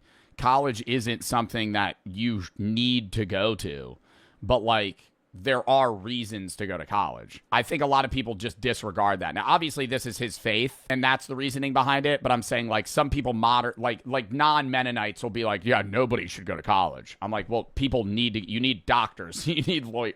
Like, there's certain jobs that require college education, right? It's not just like, okay, everyone has to go to college, but you can't say, oh, well, college is just fucking useless. Really different sometimes.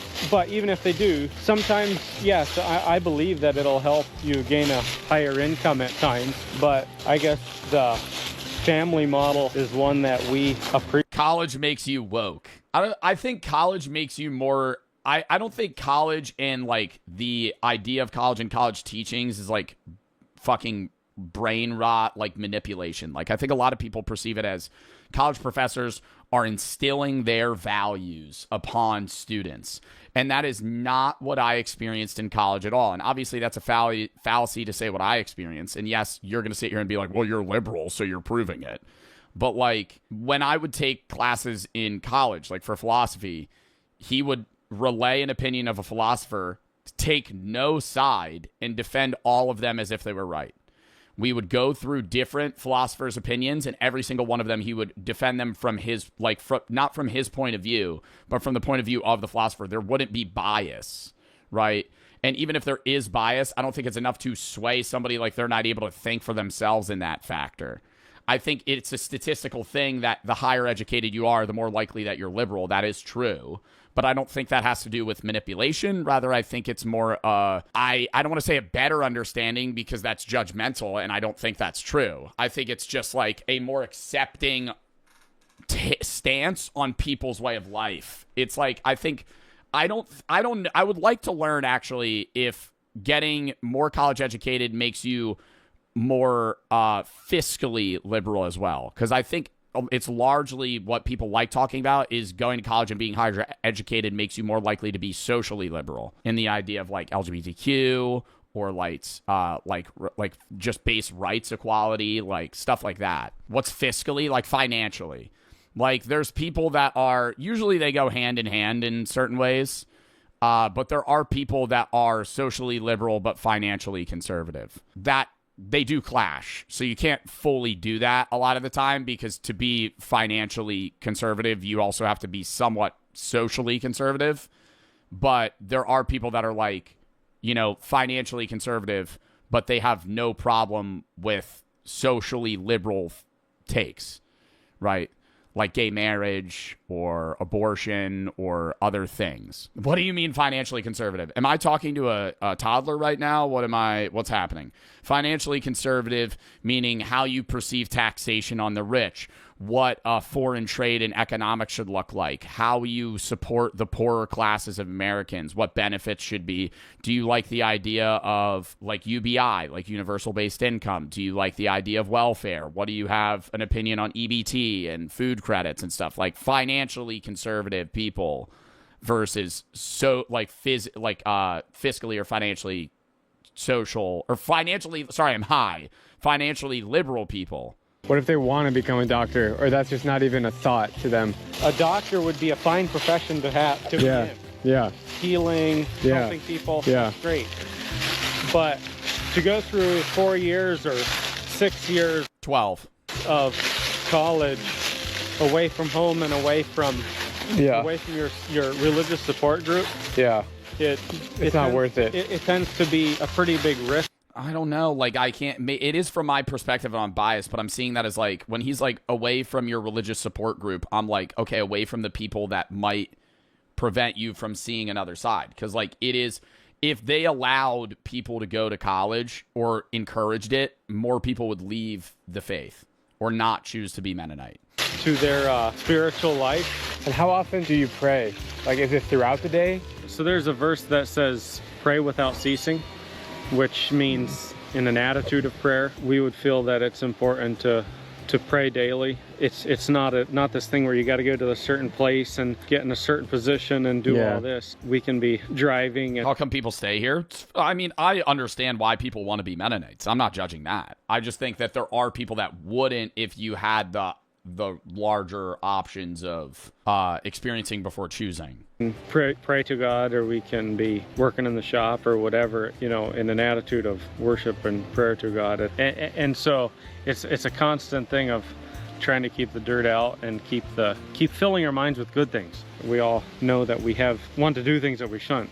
We realize we sinned. We go to Jesus, repent of our sins, go to him and try to live our lives for him. And at the end of life, whether it be when we die and go to be with him or whether he returns for us, we could be with him in heaven, you know, the eternal reward. Sure. Do people believe that he will return in your lifetime? I don't know.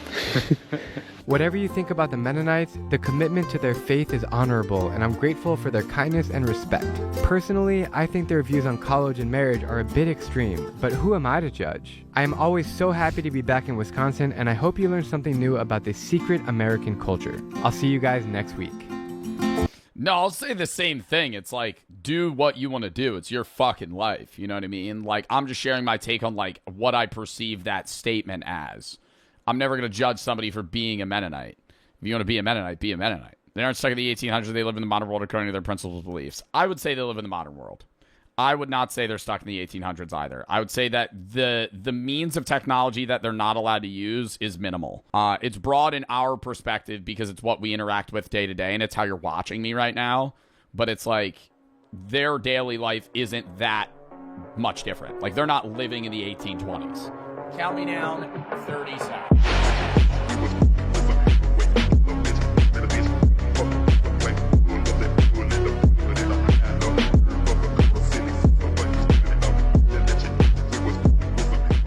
15-year-old hops on steroids and lies about it. July 2024, Joe Biden steps out of the U.S. presidential race, leaving Kamala Harris as the presumptive candidate. Donald J. Trump survives an attempt. Bro, you remember when we watched that debate on stream? That show was nuts. Those were fun streams, though. Watching those debates. Oh, my God. That was, how long, when were those debates? That was June of 24. So that was almost 2 years ago. Wow. Greg Doucette uploads a natty or not on Hussein Farhad, deeming it impossible for him to be natural, but which one singular blood test convinced him of the impossible. And 13-year-old Eric English posts a picture on Instagram looking like this. And just a little over 1 year later, this is what he looks like. The kid is on steroids. See, here's the problem, is steroids is easy to spot with older people. Like, if I jumped on gear, you would know. Like, I would immediately gain an absurd amount of weight. But when you're like 13 to 16, you could gain like 30 pounds in a year pretty quickly. Like, when I was a freshman, I started the year at like 125, 130, ended the year at like 165. Like, you can gain weight quick. He benches 405. Okay, he's on steroids. Never mind. But let's be real here. Never mind. Okay, anyone with 2 brain cells to rub Thank you, Sketty, for the accurate info input. together saw this coming from a mile away. The kid practically got groomed by the industry into becoming a little SARM goblin. Well, it's also just like the problem with fitness influencers in general is the bigger you are, the better you do. And so there's like a financial incentive to just get on gear because your posts are going to do better. You're going to get more likes. You're going to have more sponsors, right? Like, if you're trying to get, all these energy drink companies and, Gymshark, Young LA, all these clothing brands, they want, what is gear? Gear is like an all-encompassing term for like SARMs, Tren, just any steroid in general that would be illegal in a tested bodybuilding like competition. HGH, is HGH gear? No. I don't know if you're allowed to do HGH in an open or a tested bodybuilding league, though. But HGH you could buy at GNC. I don't know. I don't know the rules on that. But nobody would really say you're on gear if you're on HGH. Somebody's saying you're on gear if you're on, like, SARMs or more. Between Larry Wheels asking Eric when he plans on hopping on steroids as if that's a normal question to ask a 14-year-old. I did become enhanced at 17. Is that something that you're willing to do in the future? Oh, yeah. Yeah? Whatever it takes? Whatever it takes. Whatever it takes. That's the mindset I had. Young LA just jumping at the opportunity to sponsor him and provide him with a direct... He has 1.5 million followers. ...network of other teenagers on steroids. And then this monstrosity right here. This bloated, watery, juiced-up 19-year-old mess. Most likely directly influencing Eric. No, you know who's the worst right now? Andrei Smayev. Andrei Smayev is... Okay, he's not a teenager, so I know this is on the topic of, like, teens doing steroids. Andrei Smayev is taking so many fucking... If you're not in the influencer space, or the fitness space, you wouldn't know who Smayev is. This guy's 27. This guy is 3 years older than me. Okay, perfect. Look at him. Like... The amount of gear this guy is on is... And look at his fucking hands, man. Oh my God, I gotta mute that. Look at his fucking biceps, dude. I mean, he looks 45. Like, it's unreal. That the amount of muscle that guy's gained in, like, 5 years. Eric to hop on gear, it becomes very clear that he stood absolutely no chance from the beginning. The kid got absolutely one-shotted by the shitness industry. But let's recap everything from the start. I actually remember Eric coming across my Instagram feed about 2 years ago as a 13-year-old kid getting into fitness. He blew up pretty much... The problem, too, is people are gonna fucking shit on you. Like, I don't think it's just the fitness influencers that were around him that might have been influencing him to get on gear, but it's also just like... If you're going to openly post your gym progress on Instagram, the amount of chuds that are going to fucking shit on you is insane. The amount of people that are going to be like, you're fucking... It's like not even the black belt community. It's just a bunch of like gym heads that are just dickheads. because they want to put other people down to make themselves seem like bigger in their own mind.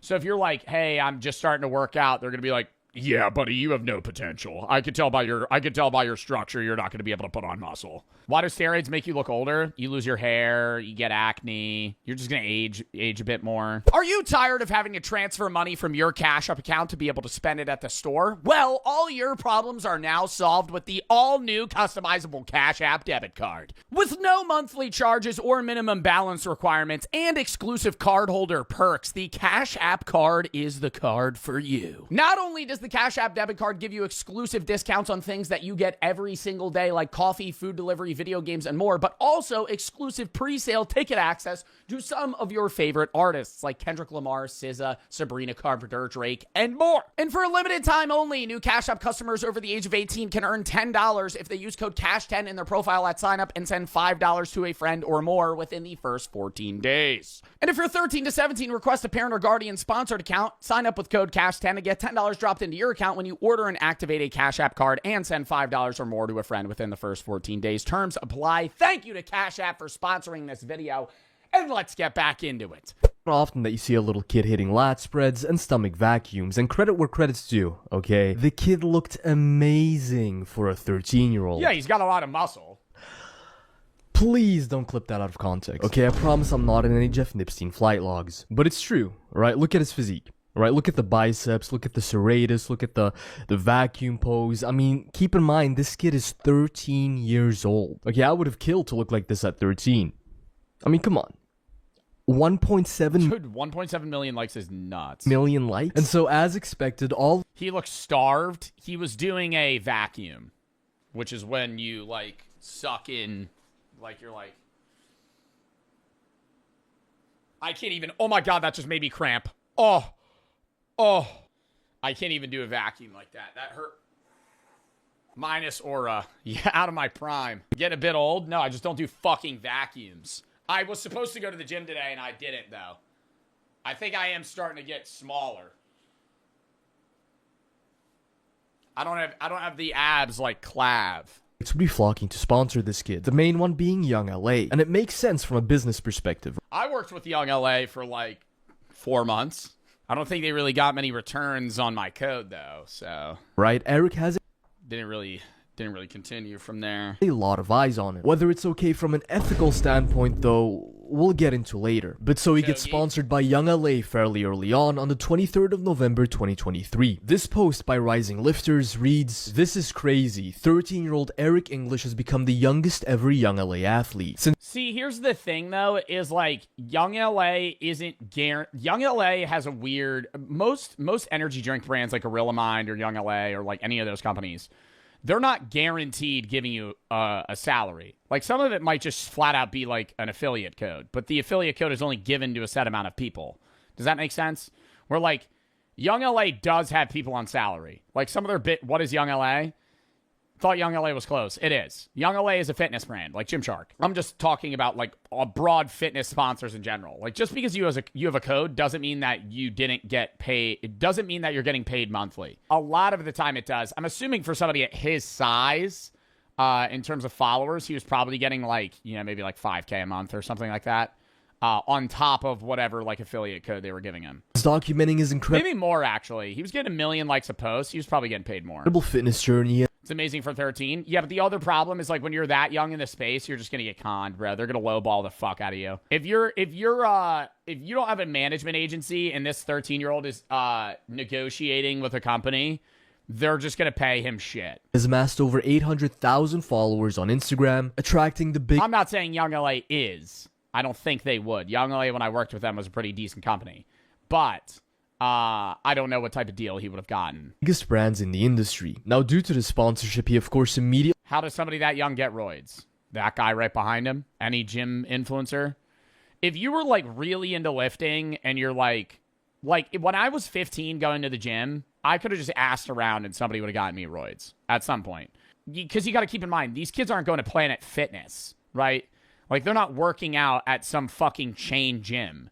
They're working out at, like, not a 24-hour. They're working out at, like, a 6 a.m. to, like, 8 p.m. gym just full of, like, meatheads. Like, there's like, half the guys are on roids.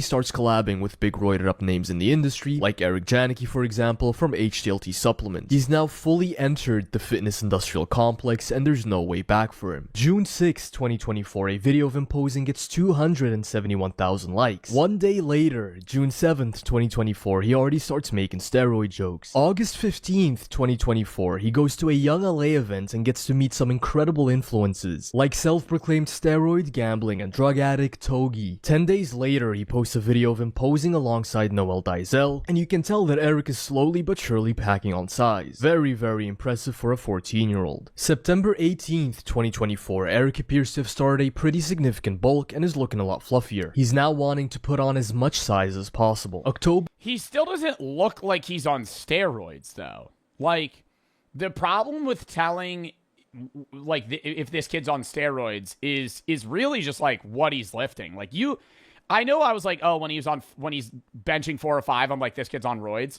Just because he looks like the person that has a build that he could bench maybe like 225 if he was really lifting. Like, there were guys in my high school that were sophomores benching 500, but they were also 320-pound linebackers, right?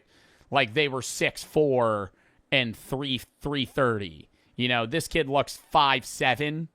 Like, if you're like 5'7" and you're benching 405, you're like one of the strongest people in your age range ever. October 12th, 2024, Eric goes to the Olympics. For how big you are. And gets to meet influencers like Larry Wheels, infamous fake natty Tristan Lee, and Nick the Mutant Walker. Dude, I remember being so jealous of Tristan, because I think Tristan Lee is around my age. I remember being so jealous of Tristan Lee when I was younger. Yeah, Tristan Lee's my age. I remember being so jealous of him, and I was like, it's because he's short. That's why he looks so good. That's why he has a six-pack. Who's Tristan Lee? Some fitness influencer. 2nd of January 2025, his infamous collab with Larry Wheels. We'll circle back to this in a bit. So at this point, start of 2025, this is what Eric now looks like. Very impressive physique. He actually has a good amount of muscle on his frame. He also still appears to be natural here. His progress up until this point seems to be indicative of a young kid that has just recently started puberty and has a passion for working out. But only 6 months later, his comment section on Instagram would blow up with people spamming needle emojis and accusing him of being on steroids. And once you see his 8-month transformation, it all starts to make sense why. 6 months? I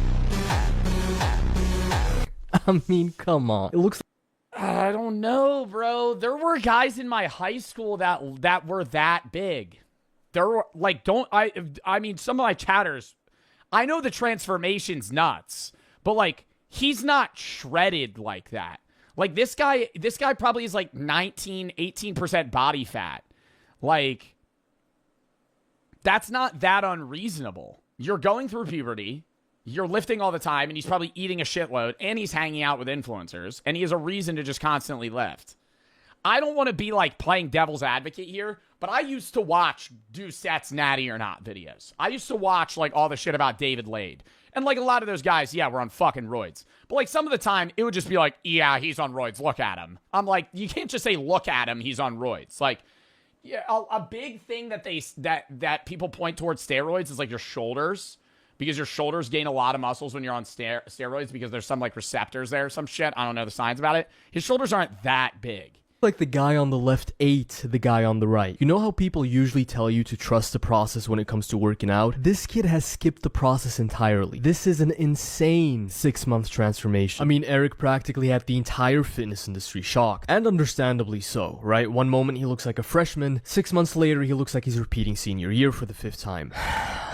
I mean, he must have somehow been able to get his hands on Hussein Farhat's elusive broomstick and ladder workout routine. That's the only way I can make sense of this insane transformation. Genuinely, this is, shout out to this girl, by the way. Let me just make sure my ass cheeks are front and center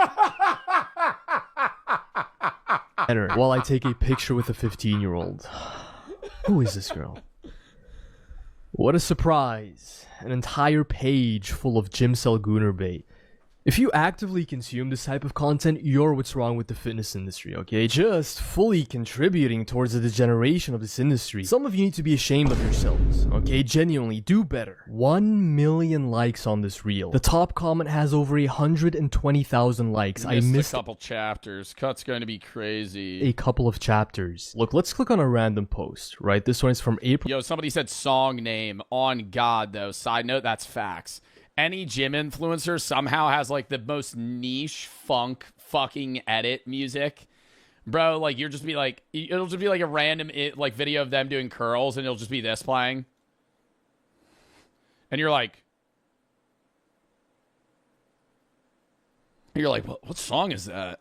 Just a couple of chapters. Look, let's click on a random post, right? This one is from April 2025. And this is what he looks like. And then let's just scroll up a couple of times. This is 4 months. Wait, how much does he weigh? Later. Times. 225 at 5'11". Yeah. And it's like, it's not like a fat 225. Like the guys in my high school that were benching 405 when they were like sophomores were like 6'2", 340. But they were, like, big. This is 4 months later. A completely different person. Look at the top comment. Every single time he posts, he grows twice in size. 20,000 likes. And of course, his strength just inexplicably skyrockets as well. Here he says that he could bench 315 pounds for multiple reps only a week after benching for the first time. Yeah, I mean, this kid's 15 and he's 3 inches shorter than me, but 40 pounds heavier. And that's 140 kilograms, right? All right, now I'm starting to see the steroids. Totally normal. And then of course only 2 months later. Holy shit! Yo, putting 4 plates on each side. My God. He's hitting 405 pounds on the bench press. That's 180 kilograms. Oh my God. Yeah, I mean, come on. To put that into perspective, it can take natural lifters with decent genetics and dedicated bench programming up to a decade. Yeah, like right now, I like half-ass my lifting. If I really just locked in at the gym, really only spent every day working out. Right now, my max is probably around 270. I think in 6 months, I could bench 270 to maybe 340, but I'm also 24. Like, that's a crazy increase. To hit 4 plates on the bench. 340. I think if 340 is crazy, sketty. I know that I'm very self-absorbed in this sense, but hear me out. If I dropped everything that I was doing and I just worked out all the time and I only cared about working out and weightlifting and powerlifting, I think I could bench 340 in 6 months. Do it then? No, because I would have to spend fucking 3 hours a day at the gym, and I would have to focus on everything that I'd eat. I would also bulk like crazy. That's how I would do it. I would gain 30 pounds, and then I would put 60 on the bench. That's what I do. I barely bench at 350. I barely hit 315. Sketty, you work out all the time. I feel like you're like a meathead. I think that bro, I'm not trying to sit here and be like, if I locked in, I could bench a lot. When I was a sophomore, I could squat 315 ass to grass for 10 reps. And I was 165. Like, I think if I actually fucking like just locked in, I could do like 320. Even never be able to. And Eric does it at age 15 after only 2 months of benching, right?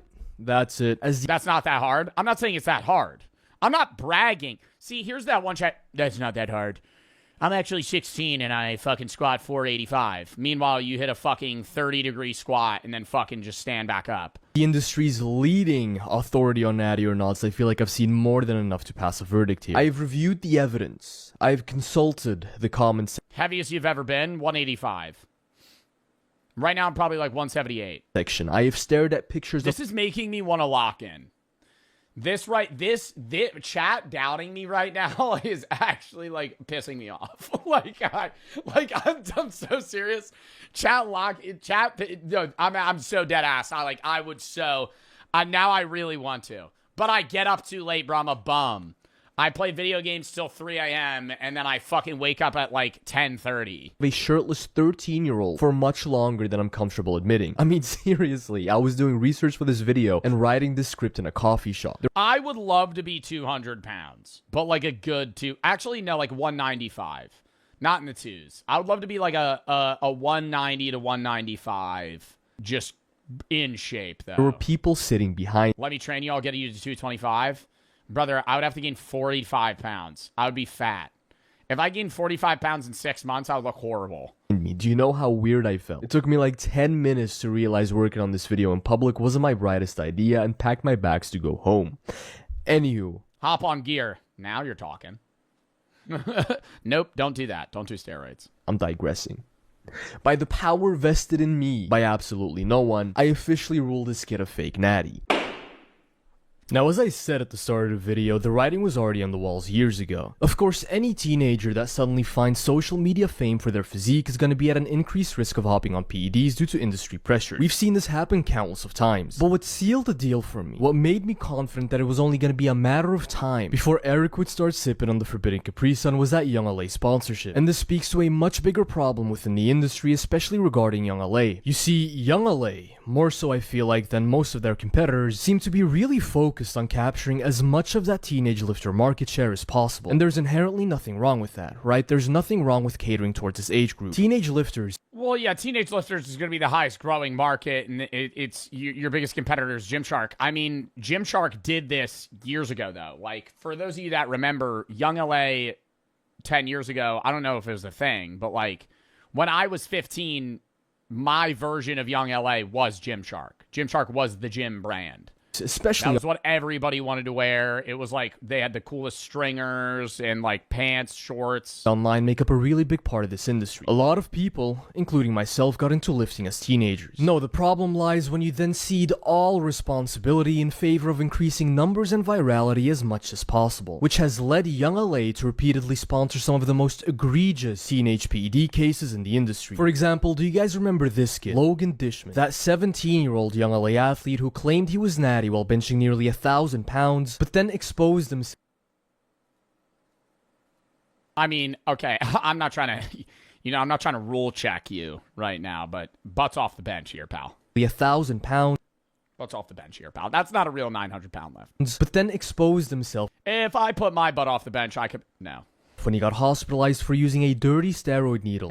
Oh my god. And his heart stopped beating while in the ER, causing him to go on life support. Well, he's still sponsored by Young LA. They didn't issue a single statement, didn't disavow the abuse of PEDs amongst minors. Instead, they kept him on and continued inviting him to their events. They made it very clear that the only thing they care about is how many eyeballs these kids can bring to their brand, which is already bad enough on its own. But then they take someone like Eric English, a young, impressionable 14-year-old, and they fly him out to those same events so he can intermingle with those older teenagers who are openly abusing performance-enhancing drugs, teenagers who Young LA are directly enabling. Do we really think these dudes are not going to rub off on a 14-year-old? And yet this guy, Logan Dishman, does not even appear to be the main influence in Eric's decision to hop on PEDs. No.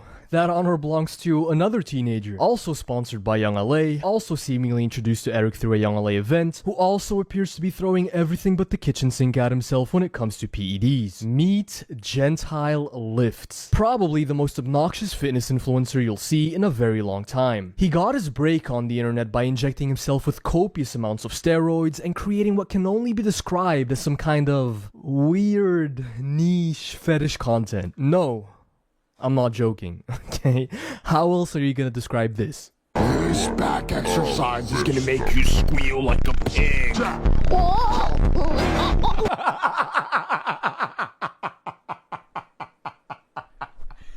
What the fuck? Exercise is gonna make you squeal like a pig.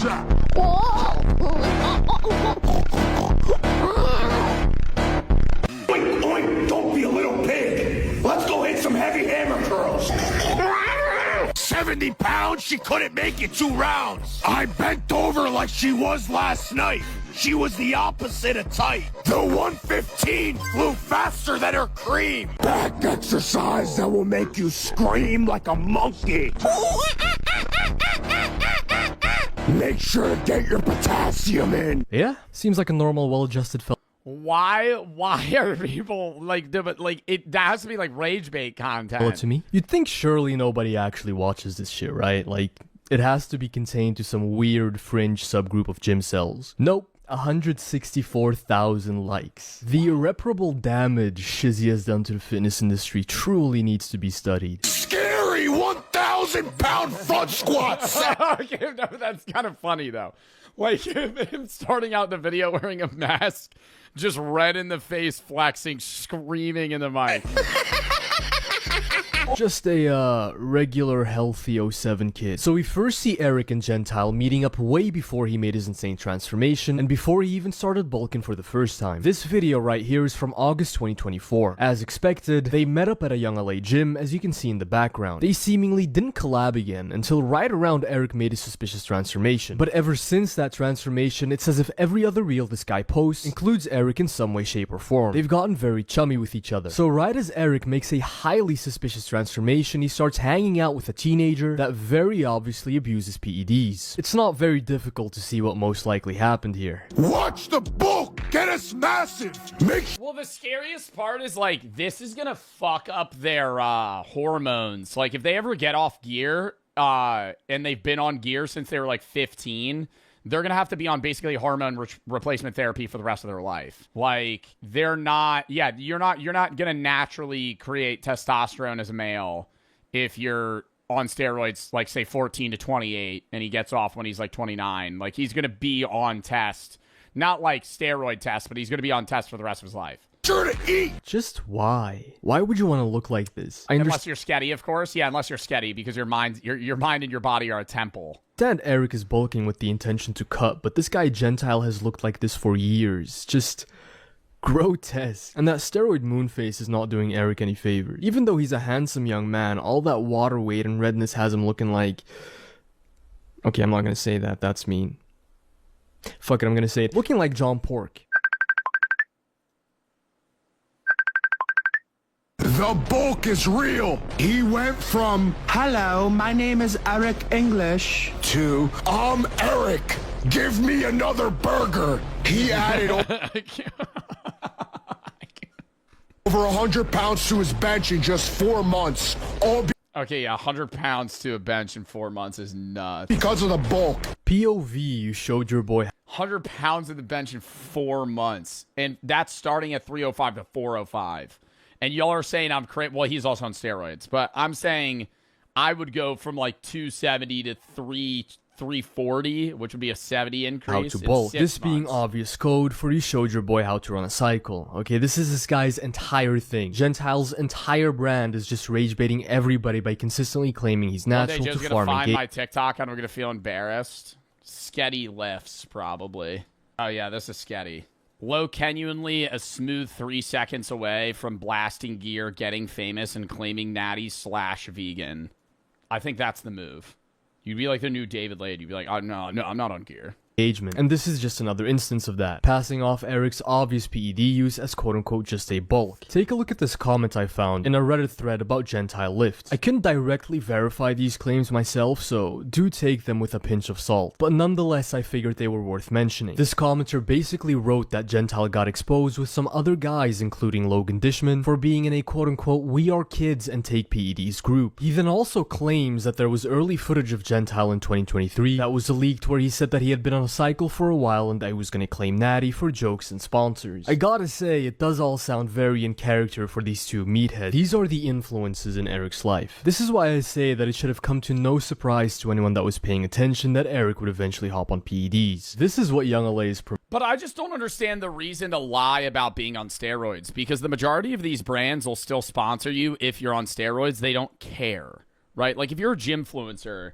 and you're on roids, like you are, that doesn't mean you're not going to get sponsored by fucking protein companies and shit like that. They don't give a fuck, right? Because they still sponsor open bodybuilders. They sponsor IFBB pros, and IFBB pros are all on roids. It's just, maybe they don't talk about it, but it's like, he's a child. Yeah, but I'm saying the guys that are like 19, 20. Why are they saying it has to be just for clicks. I'm not talking about Eric right now. I'm talking about these guys that are like 19, 20, 25. Like, why are they saying they're not on roids? Just say you're on roids. Who cares, right? Like Noel Diesel, I follow him, or Diesel, however you say his name. He's on roids. He says he's on roids, right? And which I respect. Like, if you're I don't care if you're a gymfluencer on roids. Just say you're on steroids, right?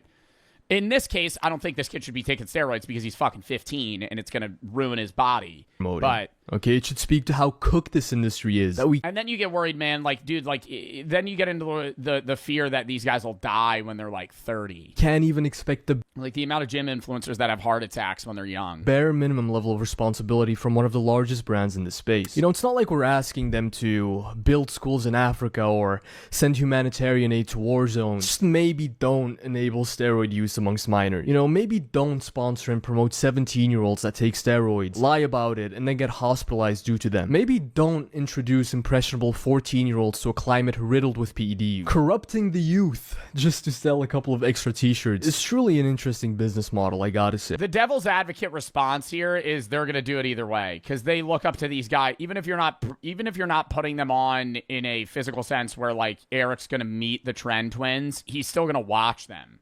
And so they're still just going to take the steroid. But hey, Batman merch, right, everyone? I get to feel like Bruce Wayne on my Demon Winter arc, fueled by weird cuck fantasies. And to be truthful, as much as I like to point a finger at Young LA, they are simply Noel's on the boat with them? Yeah, because Noel's a Young LA influencer. Symptom of a much broader problem. The reason why they enable this stuff is because there's no downside for them in doing so. Because teenage PED use as a whole... And I don't think, for the people that he's like, oh, Noel's on the boat with them, Noel doesn't promote steroid usage to Eric. I guarantee you he doesn't. Because he openly says on his videos, like, I'm on steroids.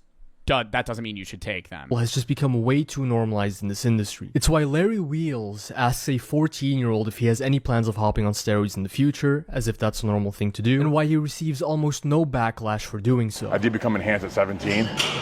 Is that something that you're willing to do in the future? Oh, yeah. Yeah? Whatever it takes? Whatever it takes.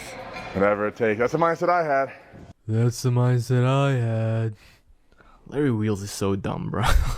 Like, I genuinely think he's like a good, well-meaning guy, but he just doesn't think stuff through. Yeah, I don't think like Larry Wheels meant bad when he said that, but it's like, from the outside perspective, it's like, you're kind of like low-key convincing this kid to take steroids. But from Larry's perspective, he's just like, oh, well, I was on steroids when I was 17. This particular case to be exceptionally unfortunate because he truly didn't have to hop on PEDs. There's a reason why Eric managed to grow his following to over 1.5 million followers without ever touching a needle. The kid was genuinely unique in that he started lifting and documenting his journey at such a young age, and that you could see him not only grow up, but develop himself as a natural lifter from scratch. But now he's just become another fake natty. This is a great comment right here. What would little you think about you hopping on steroids? And Eric replies with, speaking out of ignorance. This guy comments a needle emoji. Eric replies with, insecurity. So much potential. Yet in the end, he just became another gaslighting fake natty to add to the pile. Since I know you'll be watching this video.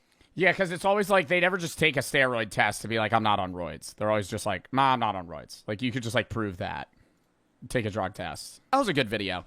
I have no hate towards that kid. It's just like, don't, you know, like if he is on steroids, which, you know, most people's signs are pointing towards yes, it's like, it's more so the worry of like, hey man, that's like really bad for you. Like, that could kill you. I'm sorry, child. I know I pissed 4 times this stream. I gotta piss it.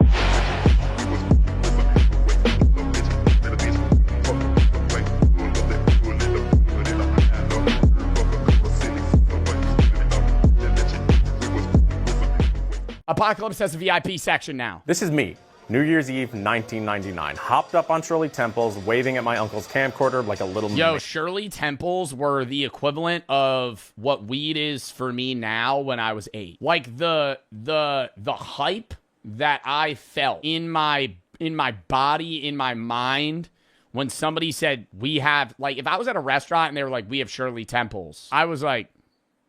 Really? And then the lady would go, yeah, I could also give you some maraschino cherries. I'd go, really? What about a root beer float? Ooh. Oh, you said just root beer. No, root beer float, actually. Root beer float was like crack. Maniac. But behind this wholesome family moment I heard a lot of the adults whispering about Y2K. Y2K. Y2K. Will the Y2K computer bug bring about Armageddon? Yeah, all the smooth brains. All the smooth brains in 1999. Yeah, dude, the year 2000, all the PCs. What's going to happen? All the computers are going to glitch out. They're not going to know what to do. Flashlights, batteries, sleeping bags were flying off the shelves. The end of the world as we know it. I remember thinking, why are we here if the... I would have felt, well, I mean, I was alive. I wasn't alive for Y2K, but I was alive for the Mayan calendar. If I was older, I would have been a little suspicious about the Mayan calendar, I must say. That would have been, wasn't that 2012? Was when the Mayan calendar ended? The world is supposed to end. It introduced me to a thought I think we've all had. If it really fell apart, what would we even do? What's the plan? Y2K reintroduced a Cold War era prepping mindset to a lot of people. But prepping was... Yeah, and actual, dude, literally, you know what I hate about people that, like, whenever there's a natural disaster coming, everybody just go, natural disaster or, like, threat of doom or war, the first thing people go is, oh, I gotta go buy milk. I gotta go buy milk. I got milk and eggs. That's what I gotta go to the grocery store. Still looked at as something. I gotta go to the grocery store. We're gonna eat what are we gonna do without whole milk? Yeah, and toilet paper. Toilet paper I get more because I don't want to wipe my ass with some other shit. But like, bro, I feel like if you're worried about like the apocalypse, you gotta buy shit that's gonna last like 10 years on a shelf. For the fringe. It was niche, conspiratorial, DIY, kind of a punchline. We are facing a communist overthrow. Fast forward to today, and we've been through a lot. Today, 1 in 3 Americans are prepping for some kind of disaster or apocalypse, which is... That's just not, there's just no way that's true. There's just no way that's true. Over 300 million people. Chat, who here's preparing? Who's here? Who here's parents are preparing for the apocalypse? Take it out of somebody. Actually be honest here. One in the chat if your parents are actually preparing for the apocalypse. I know you're not. Why is everybody saying me? What are you guys doing to prepare for the apocalypse? Actually, nothing. Literally nothing. Literally nothing. Buying a can of corn. It's gonna help you. I just think like doomsday prepping is all or nothing. If you're a doomsday prepper and you don't have an actual bunker, why are you prepping? What are you prepping for? We're fucked, right? Because it maybe the apocalypse you're prepping on, like if you think the fucking zombie apocalypse is gonna happen, you don't need a bunker, sure. But like if you're prepping for nuclear war and you don't have a 300-foot deep nuclear bunker, give it a rest, buddy. I'm fucking staring up at the nukes as they come down before I die, you know? I'm not sitting here saying I want that to happen, but what are you prepping for, bro? You're cooked. You're cooked. Unless you live in Iowa, hundreds of miles away from fucking, nuclear warhead center, you're dead, right? Like, what do you mean, oh, I have a whole basement full of non-perishable goods. Yeah, for the fucking rats to eat when you're dead. And the cockroaches, because you're not going to fucking be here. You're going to be incinerated. What is now an $11 billion index. I'll hide in a fridge. Myth. I know it's in the Fallout show, and that's how the one guy survives a nuke. Not true. You actually die quicker. If you're in the house fire or anything where there's a large amount of heat or blast radius, you die faster in a fridge. I spent a lot of time in the different prepping subreddits, discords. It's like a pressure cooker. Grandparents have a ton of meals ready to eat. Guns, ammo, no homes in town I live in have basements. I wouldn't call them doomsday preppers, but they want to be prepared. That's different, right? Like having MREs and guns, that like, I feel like that you're preparing for like a government overthrow. Right? Like the way that you're describing it is like you're preparing for like a home defense situation in a scenario where there's going to be people that are, overthrowing the government and there's full collapse and now it's like every man for themselves. But like, I feel like the most likely doomsday is nuclear war. And in that sense, it's just like, why even prepare? Unless you're Mark Zuckerberg and you have a fucking $1 billion vault. Like, what are you doing? Especially depending on the state you live. I think there's a point for preparing for the apocalypse if you're far from a military base in like the Midwest. But like if you live in anywhere in the Northeast, you're dead.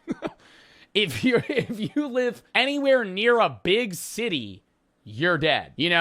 Like, if you're like, I'm a doomsday prepper, and you're 50 miles away from Philly, New York City, Miami, Austin, Dallas, fucking anywhere like that, Denver, dead. You're dead. And blogs to learn about the community. Because they're bombing those places. DC, yeah, dead. And their mindset that's really driving this industry. There's a product for almost every imaginable scenario, from relatively affordable basics. What about Maine? Is there a military base near you? If so, dead.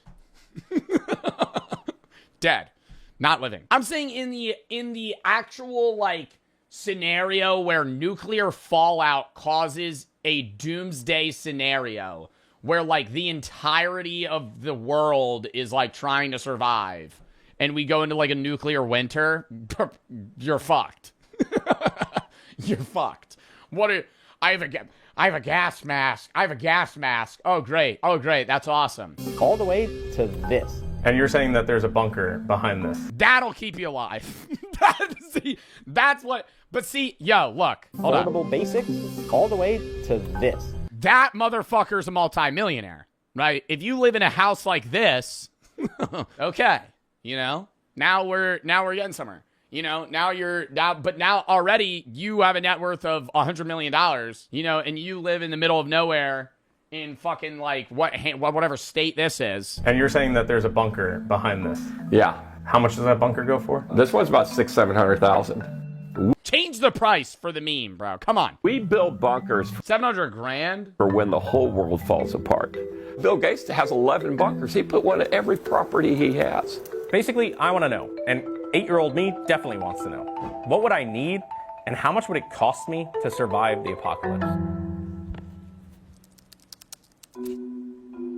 Yeah, when you're starting off, you definitely want to keep preparedness simple. A lot of people just gravitate towards guns and ammo, but the focus should be on water, food, and electricity. Bro, the way that I'm seeing it is I feel like most people prepare for like a 3-month stand, right? And then you're killing yourself in your bunker, right? Like that's how things are going. You know, like if nuclear fallout happens and you have water, yeah, you're focusing on a water supply, limited, food, limited. You have a 4-person family, cooked, right? Cooked, dead. At that point, you got to make the tough decision. I'm not like, you got to make the tough decision of either A, everybody's dying, or B, you're pulling some, what's that game that Queso played a bunch and I played for a little bit, and you're in the bunker and you send like little Timmy out to go find fucking rations? 60 seconds. Just like the thought, like if you're in a bunker with 4 people and you got, say, 6 months food supply for all 4 of you, you cut out 3 people and now you got 2 years, you know?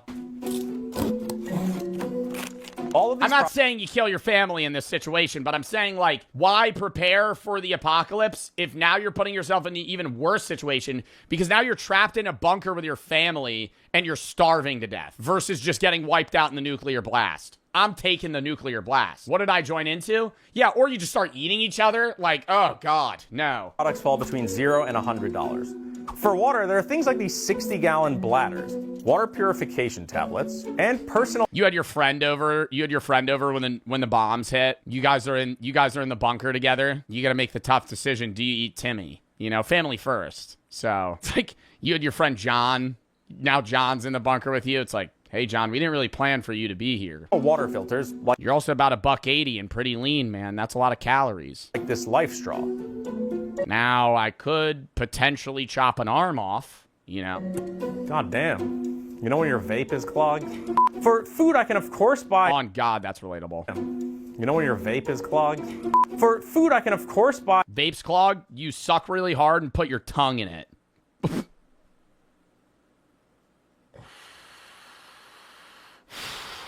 Just press play. We're going to move on. Buy big bags of rice, beans, grains, or other foods with a long shelf life. But we're sticking to products made specific... that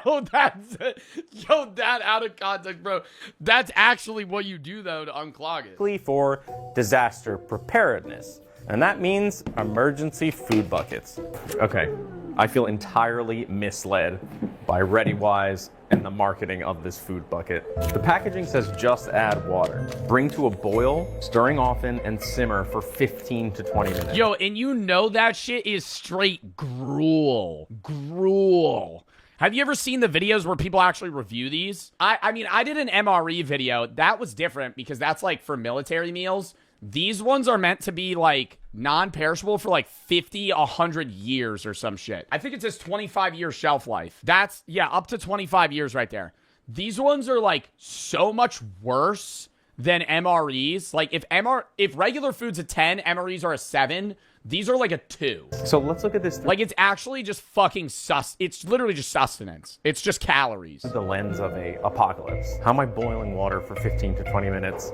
Now I have to build a fire in my backyard. I think this is the perfect example of... Or in a bunker. Now you're building a fire in an open bunker because you don't have electricity. Misleading marketing in the doomsday prepping industry.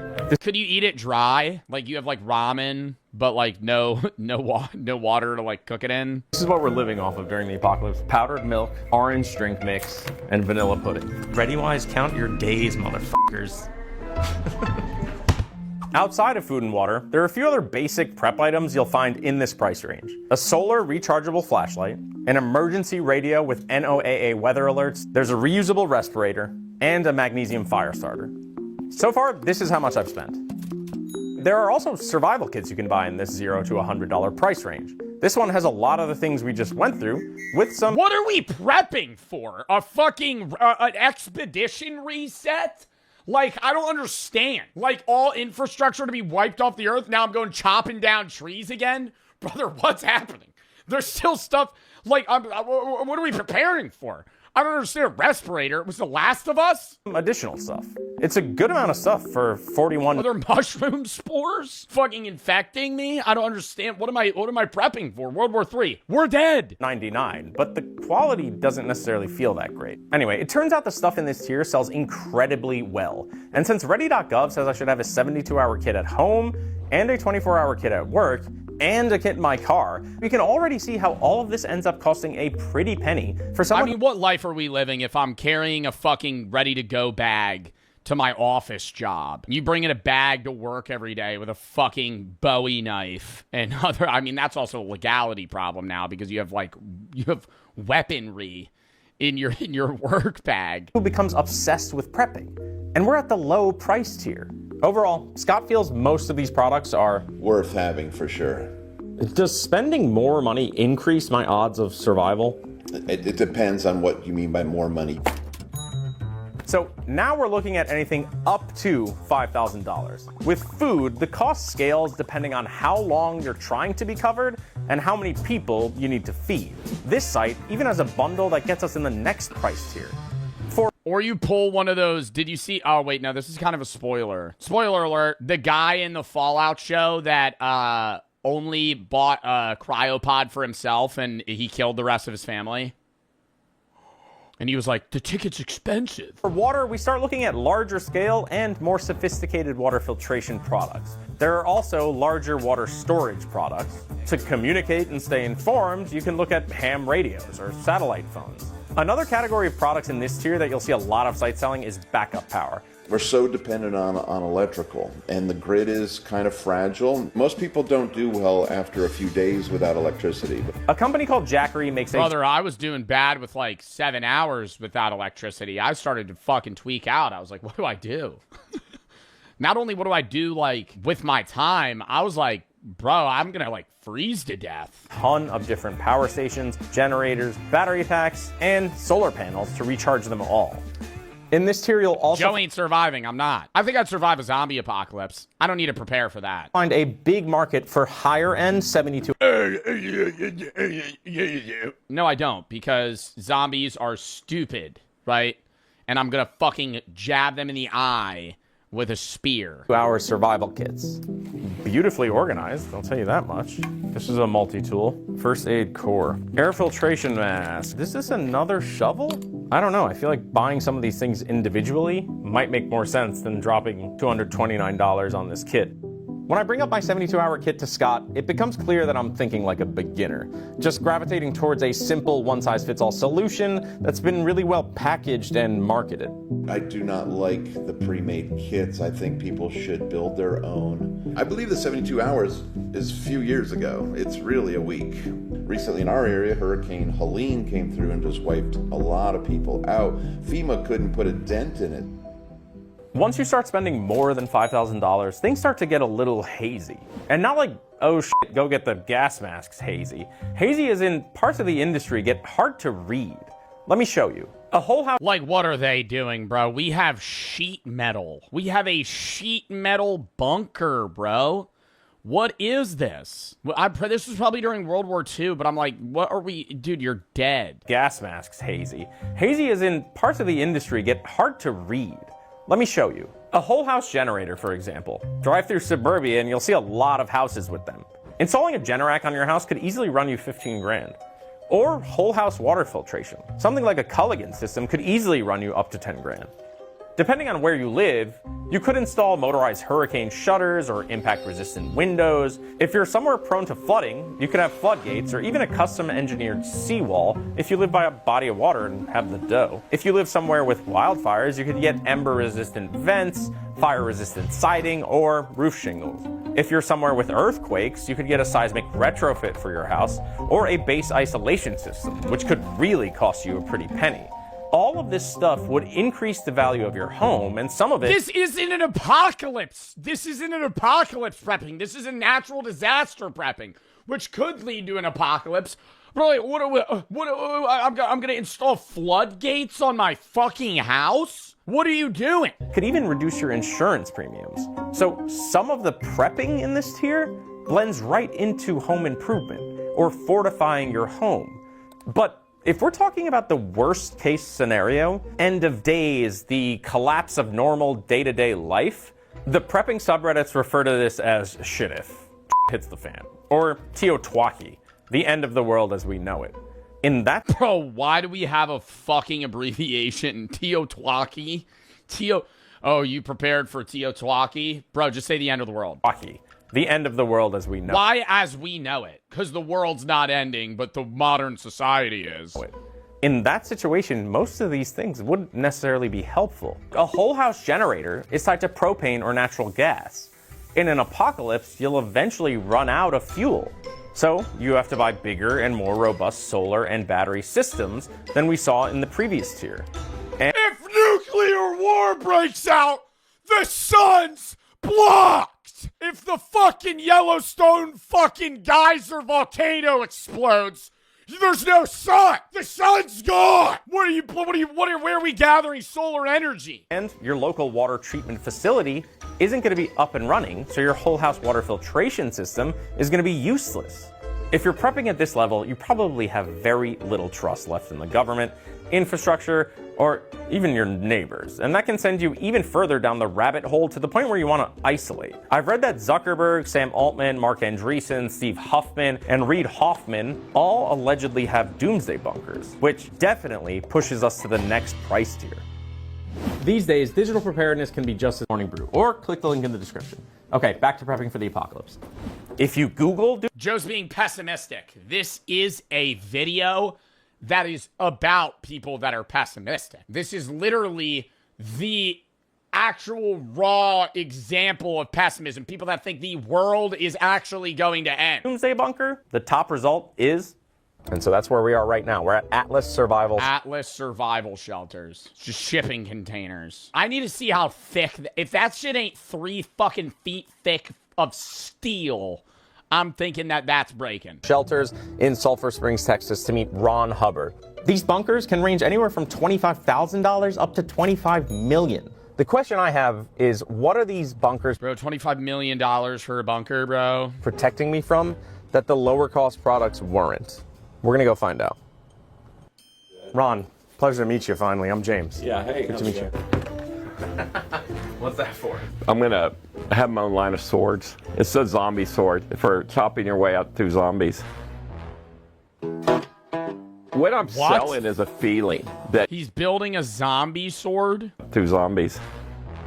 Line of swords. It's a zombie sword. Bomb shelter business is booming. This guy's literally the fucking head. What's the dude that in Vegas that prepared for the end of the world in the Fallout show? That's this guy, Ron Hubbard, not Burger in Vegas, Mr. House. It's a zombie sword for chopping your way up. This is Robert House. Through zombies.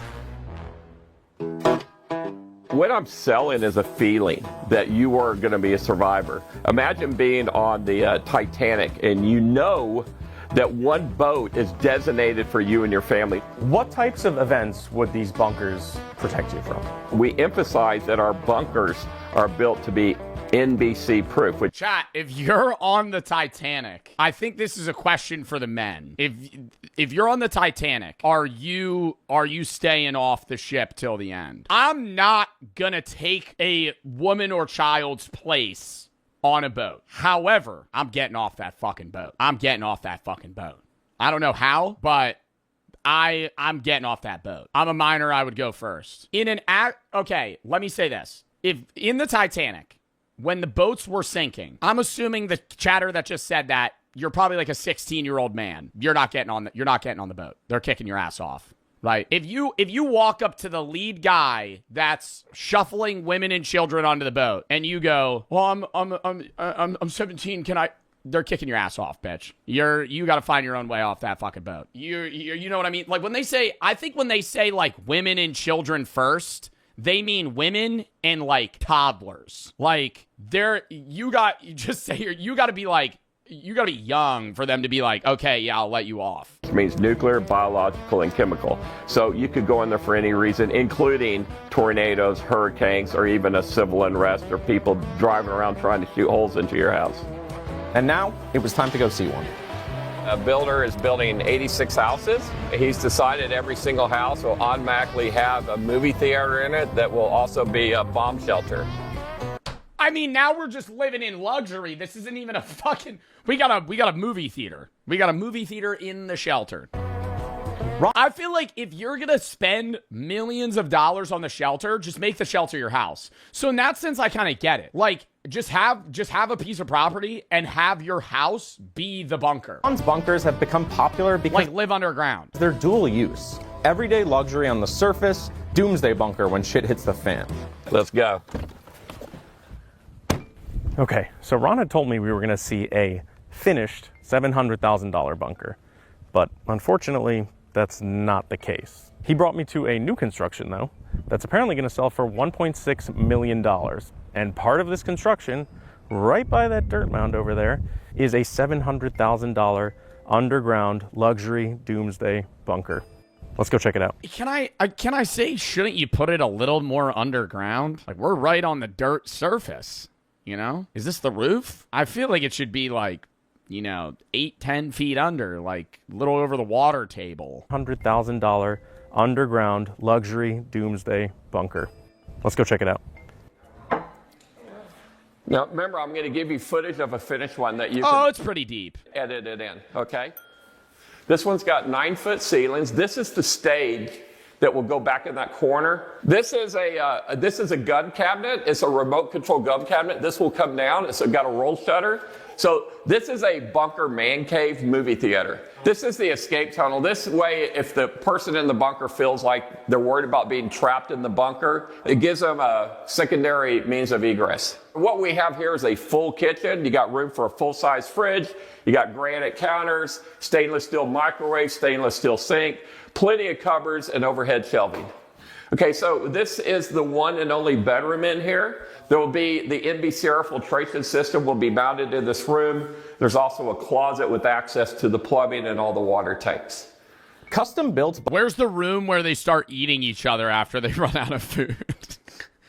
Is that also part of the man cave where they're watching Home Alone for the 15th time during the apocalypse?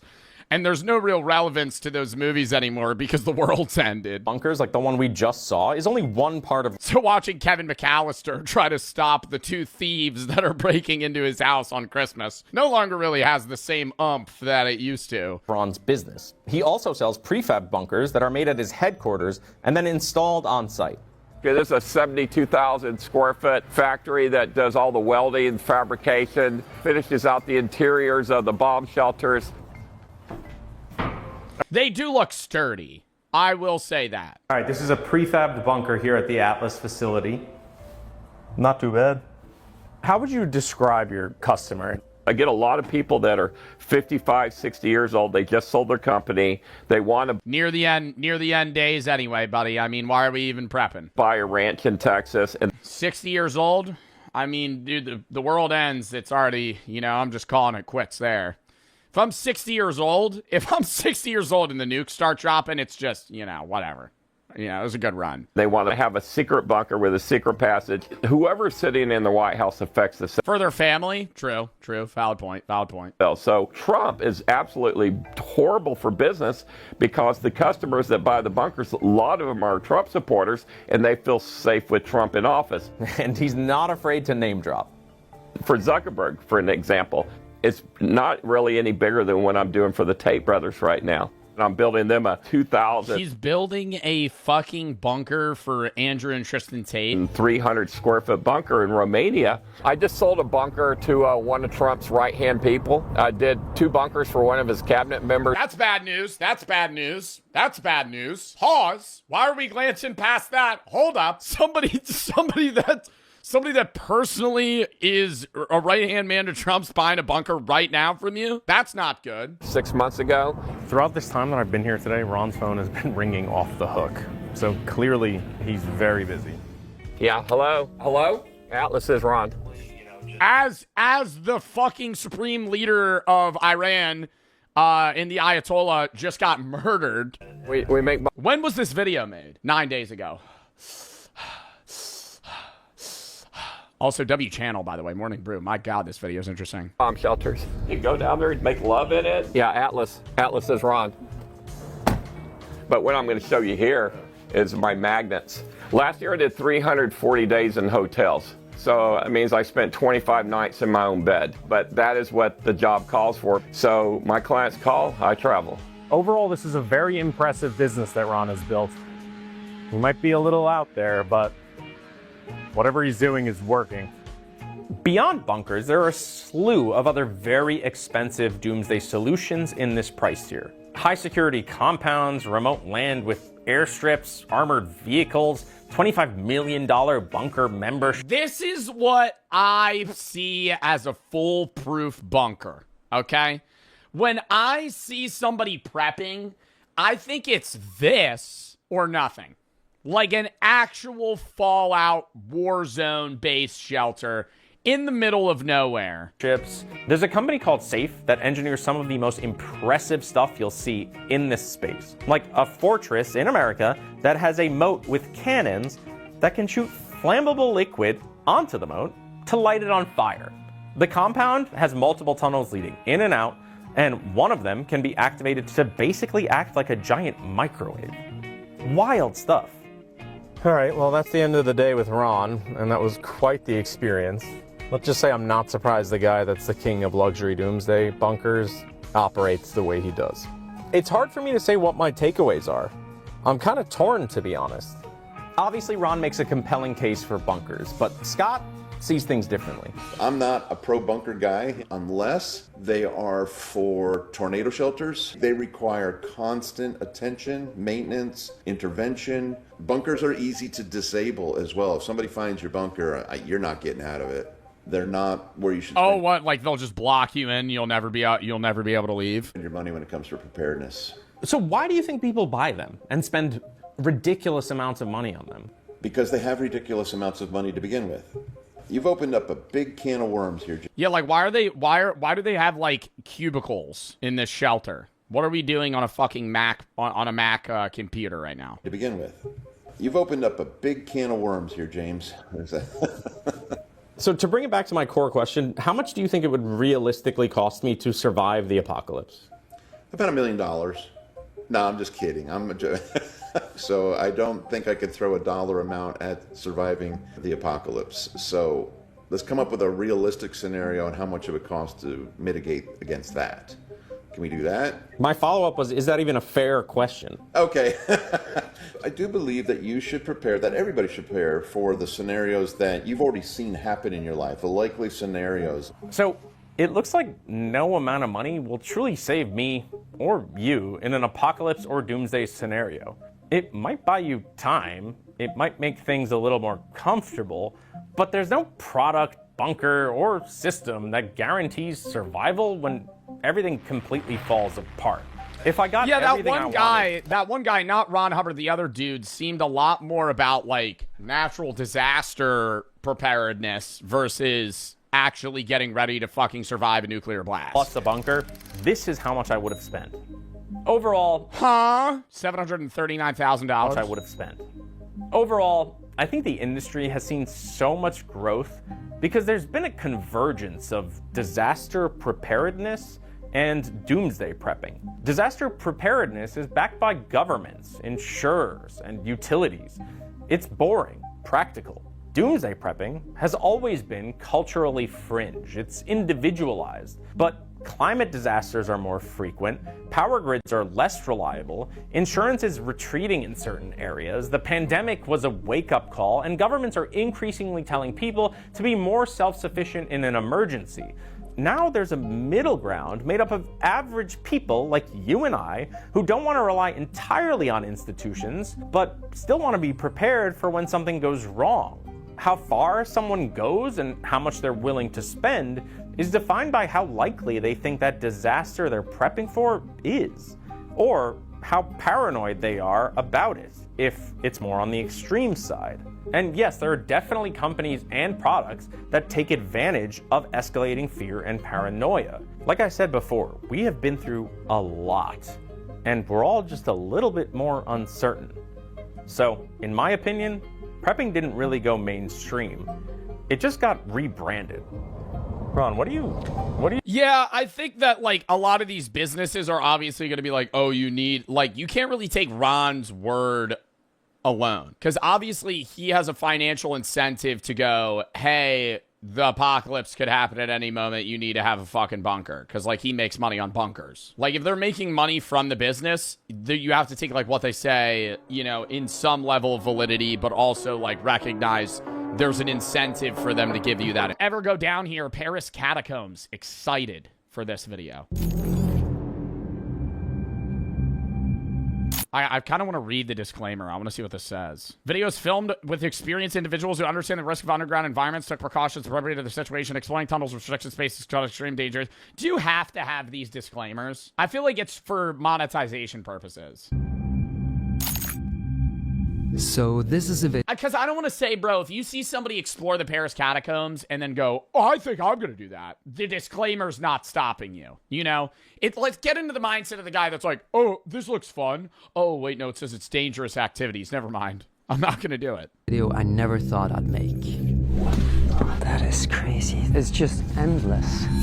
Beneath the busy streets of Paris lies a vast underground network known as the... They always say beneath, but how deep below Paris are the catacombs? Like, is it like right where their sewer system is? Or is it like 100 feet below ground? Like, how deep are the catacombs? Lies a vast underground network known as the catacombs. Over 300 kilometers of dark, sprawling tunnels stretching silently below the city. A huge maze that very few people have ever seen, surrounded by stories of disappearances, secret gatherings, and huge walls lined up with bones and skulls. But I'm just fascinated by the history of the catacombs, just on the sheer amount of people that are down there. Aren't there like 3 million dead bodies, or like pieces of dead bodies? 7 million people. I was way off. The Paris catacombs contain the skeletal remains of 7 million people. And it was because, like, didn't they have an overpopulation? Not overpopulation. They had no space to put more dead bodies. So they had to dig people up and then create the catacombs to make a network where they were able to, like, put the bodies so that they had space to do shit above ground. But it's like, then how did it get... If this is a 300-kilometer network, how is there not, like, a clear-cut map and system for this, right? If they're making like a mass grave, why are they having labyrinths of like, you know, hallways that you're able to walk down if there's no need to even have that? It's just so weird that it was like effectively abandoned. Even just getting inside wasn't gonna be easy. Entrances are hidden, access is restricted, and finding someone willing to take you down there, especially with a camera, is almost impossible. No way he posted that on his Instagram And finding story. someone willing to take you. Does anyone here know a guide for the Paris catacombs? If so, please DM me. How do you fact check the credibility of some random Instagram user that just replies to you? Yeah, man, I'll take you down. Down there, especially with a camera, is almost impossible. But we thought we had found a way. So we traveled to France, hoping to explore what lies beneath Paris. But what I was about to witness... Where are the dead bodies? This just looks like a fucking... I thought like... Okay, maybe where are the 7 million dead bodies? Because I thought the Paris catacombs were just like walls of skulls. ...to witness I could never have imagined. If it gets any deeper than this, I'm gonna freak out. Yo, literally no fucking world would I go in that water. I don't even really know, like, what constitutes still water either, but, like, they're just being 4 feet of water and then me tripping and then submerging myself. My dumb ass would be, like, mid-sentence, I'd trip and then inhale some of the water, like, here in the ocean. I'd go... We need to leave. We need to get out of here. I just swallowed some of it. You're getting a little bit creeped out. I just swallowed some of it. I think we should get out of here. Oh, there's... Oh, wait, was that a skull behind him? I'm actually getting a little bit creeped out. I'm getting a little bit creeped out as there's like 800 femur bones. Just like right next to him. I think we should get out of here. Oh, there's someone coming. Bro, seeing somebody down there would be the most terrifying experience of your life. You're exploring the catacombs with like 3 people, and you just like shine your flashlight and see the reflection of somebody's eyes. Would you run away or would you approach them? Because they could, like, murder you down there and your body would never be found. But at the same time, I wouldn't want to run away. I feel like I'd be like, hey, man. I'd probably say something. You're going to run? Then you're going to get lost. So they're going to be here in 10 minutes, they say? Hopefully they're going to show up. We're just... It's some, like, random teenager. It's just like a Twitch chatter. Hey, man. Ready to go to the catacombs? You know where we're going. Nope. Did a YouTube tutorial, though. I think I'm pretty well prepared. It's on some random street. We have no idea how to get there. And we're not allowed to even show how we get there. We have to blur a lot because they want it to be a secret how to get there. They don't want more people there. And the map looks like a maze. This is the map of the catacombs? Dude, that's wild. They built this all under Paris. Going there without guides would be totally irresponsible. And even with guides, there's a possibility of getting lost. That is like the main thing, is if you get lost in there, you're not going to find your way out. I have no idea who I'm looking for because I've never met these people in my life. They didn't even have like really an Instagram Brother, no profile picture account tells you they're gonna fucking give you a tour. How are you fact checking this guy? This dude hits you up, 300 followers, no profile picture, no posts, and you're just trusting them? Shady ass motherfucker. Hell no. Fly all the way to Paris and be like, all right, meet me at 4. There's about people going down there and being robbed by their guides. Hopefully they're not gonna try to rob us. So we're gonna blur your face, right? That's what you want. For the spot, it's very... He's like 25. Guarantee you, bruh. He's a young guy. It's secret because few people know. Yeah. So I really have to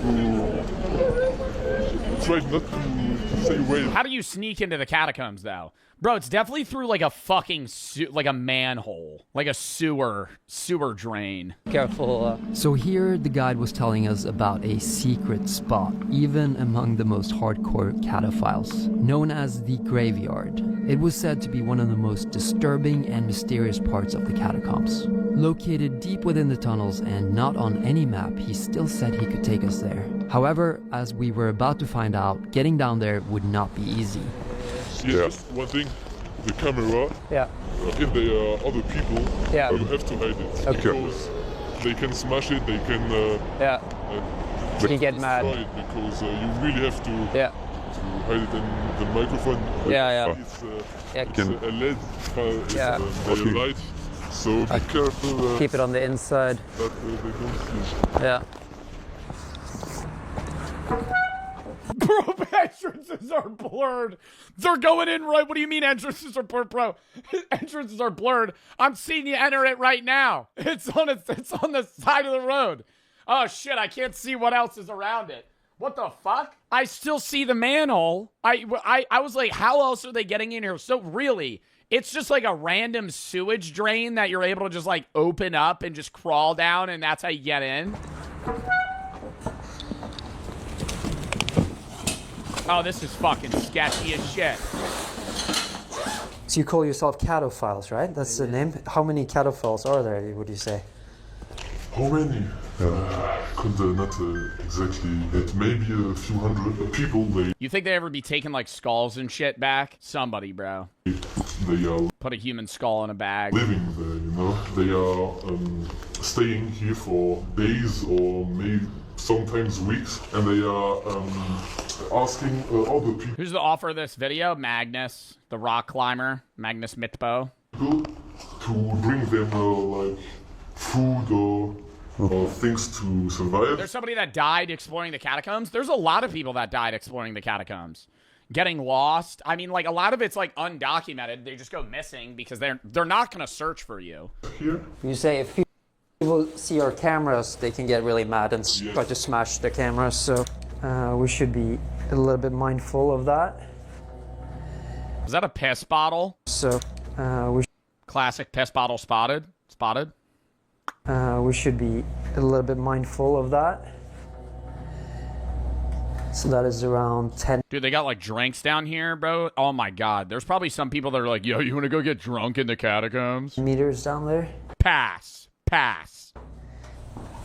Yo, you want to go take DMT right by the wall of skulls? Oh yeah, man. What a great idea. Start freaking out. You just run down one of the hallways, get lost. This doesn't really seem that hard to get into the catacombs. I thought it would be like you have to like break a lock or something. Like it's really just like opening a manhole cover and then like crawling down multiple ladders.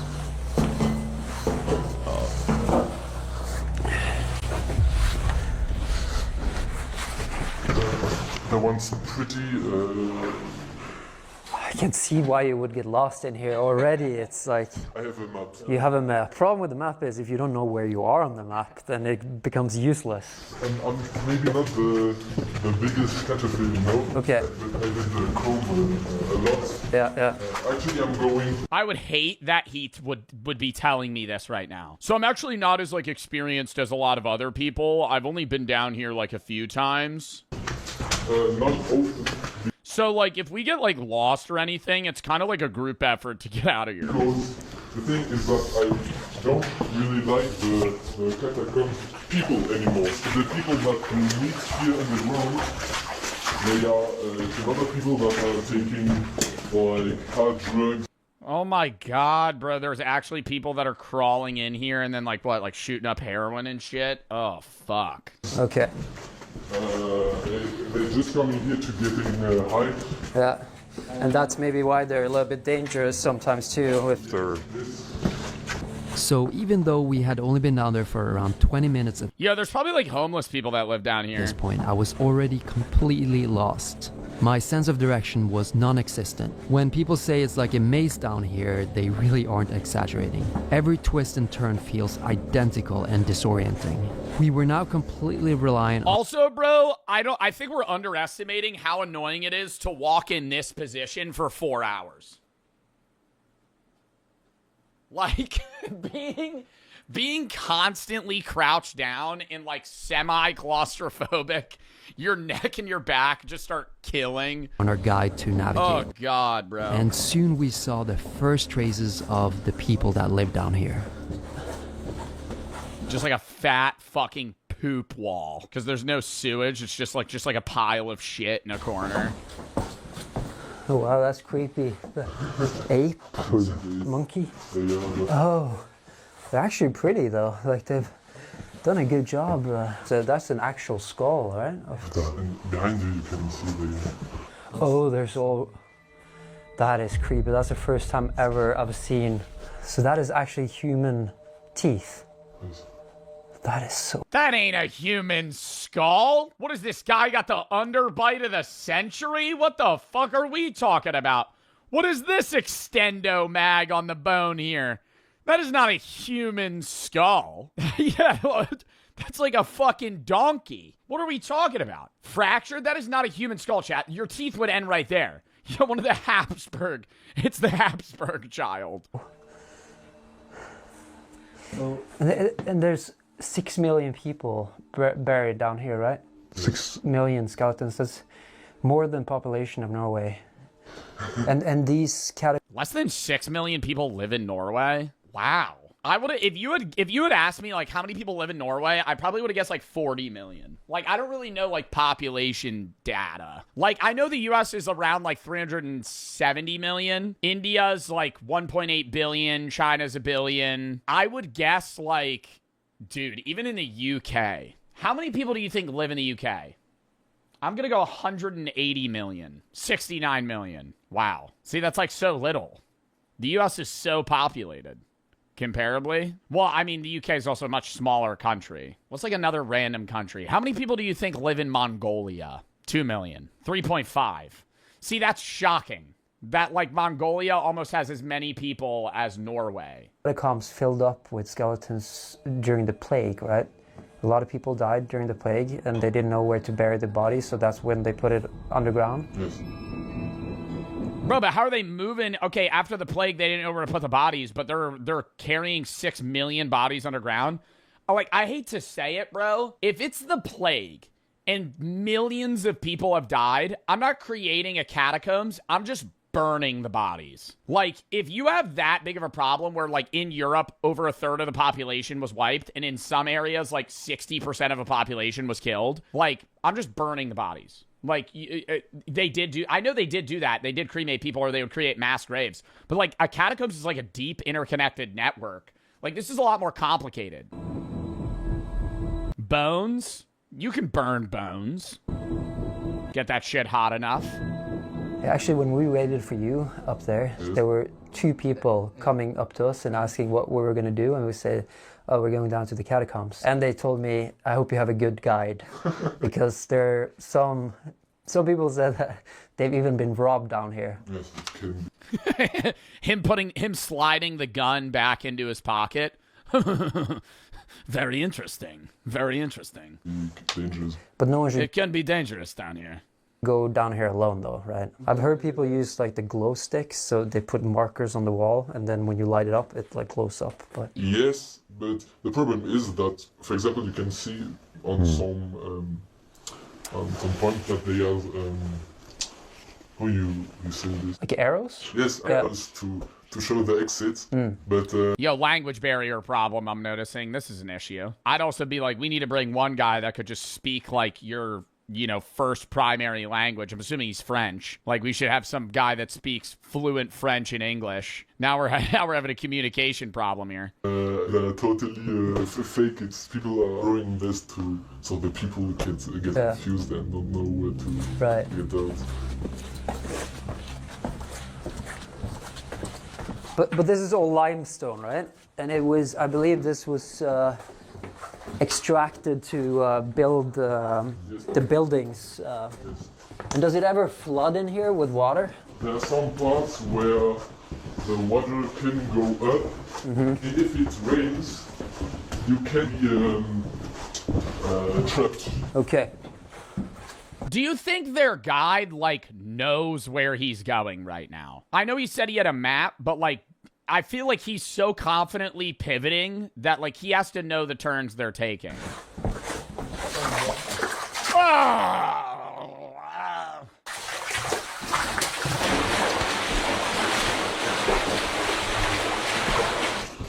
I'd immediately be like, hey, man, where are we going? Right? Hey, bro, where are you taking us? It's getting pretty wet down here. About, 9 inches of water we're walking in. Small parts of the catacombs by mind. But after I will have my map. The catacombs are Oh god, dude. Once he whips out the map is where I'd get nervous. so big, I can't have all in my mind. There's zero cell phone reception here, though, right? There's no cell phone. Yeah. So if you need... Yeah, what a great fucking question there. Oh, we're not able to call anybody? Yeah, brother, you're like 30 feet underground, covered by concrete. Rescue, there's no chance. So you have to find a little... I don't... Yo, actually imagine going down here alone and your headlamp dies. Remember where exactly it is, but yes, the resistance. Oh, there's someone. What? It is, but yes, the resistance. Oh, there's... Yo, if I was down there, I'd start making weird noises. If I knew there was a group of other people, I'd start going...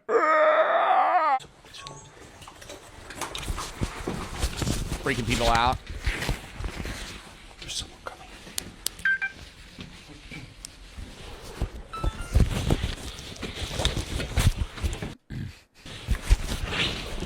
What, are they gonna walk by each other? What, are you gonna give them a nod?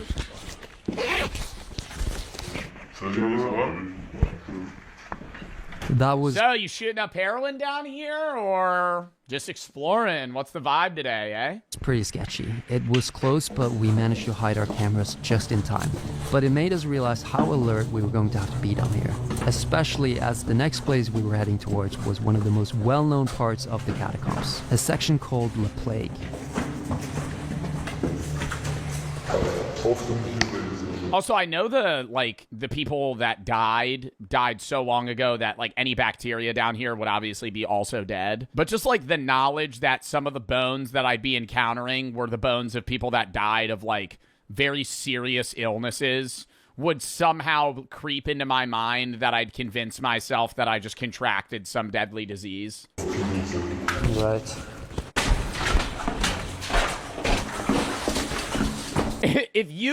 If aren't our immune systems better? If I could recreate the Black Plague and give it to you and you didn't get vaccinated for it, you would be as bad as somebody with the plague in, like, early European times. No offense, why do you have 10K viewers? Couldn't tell you, big dog. I'm a big second screen guy. There's probably like 6,000 people that are watching out of the 10K that are just playing video games, and I'm on their side monitor, or they're like doing homework or other activities, and they kind of have me on in the background. How much money to make a vlog of the catacombs? No amount of money. I would die down here. Addison, thank you for the 5. My luck, I would get a viewer that would rob my ass and shiv me in the neck, and then I would bleed out in the catacombs. Oh, hey, yeah, man, I could take you down there. Well, look at the leg. I thought it was a person at first.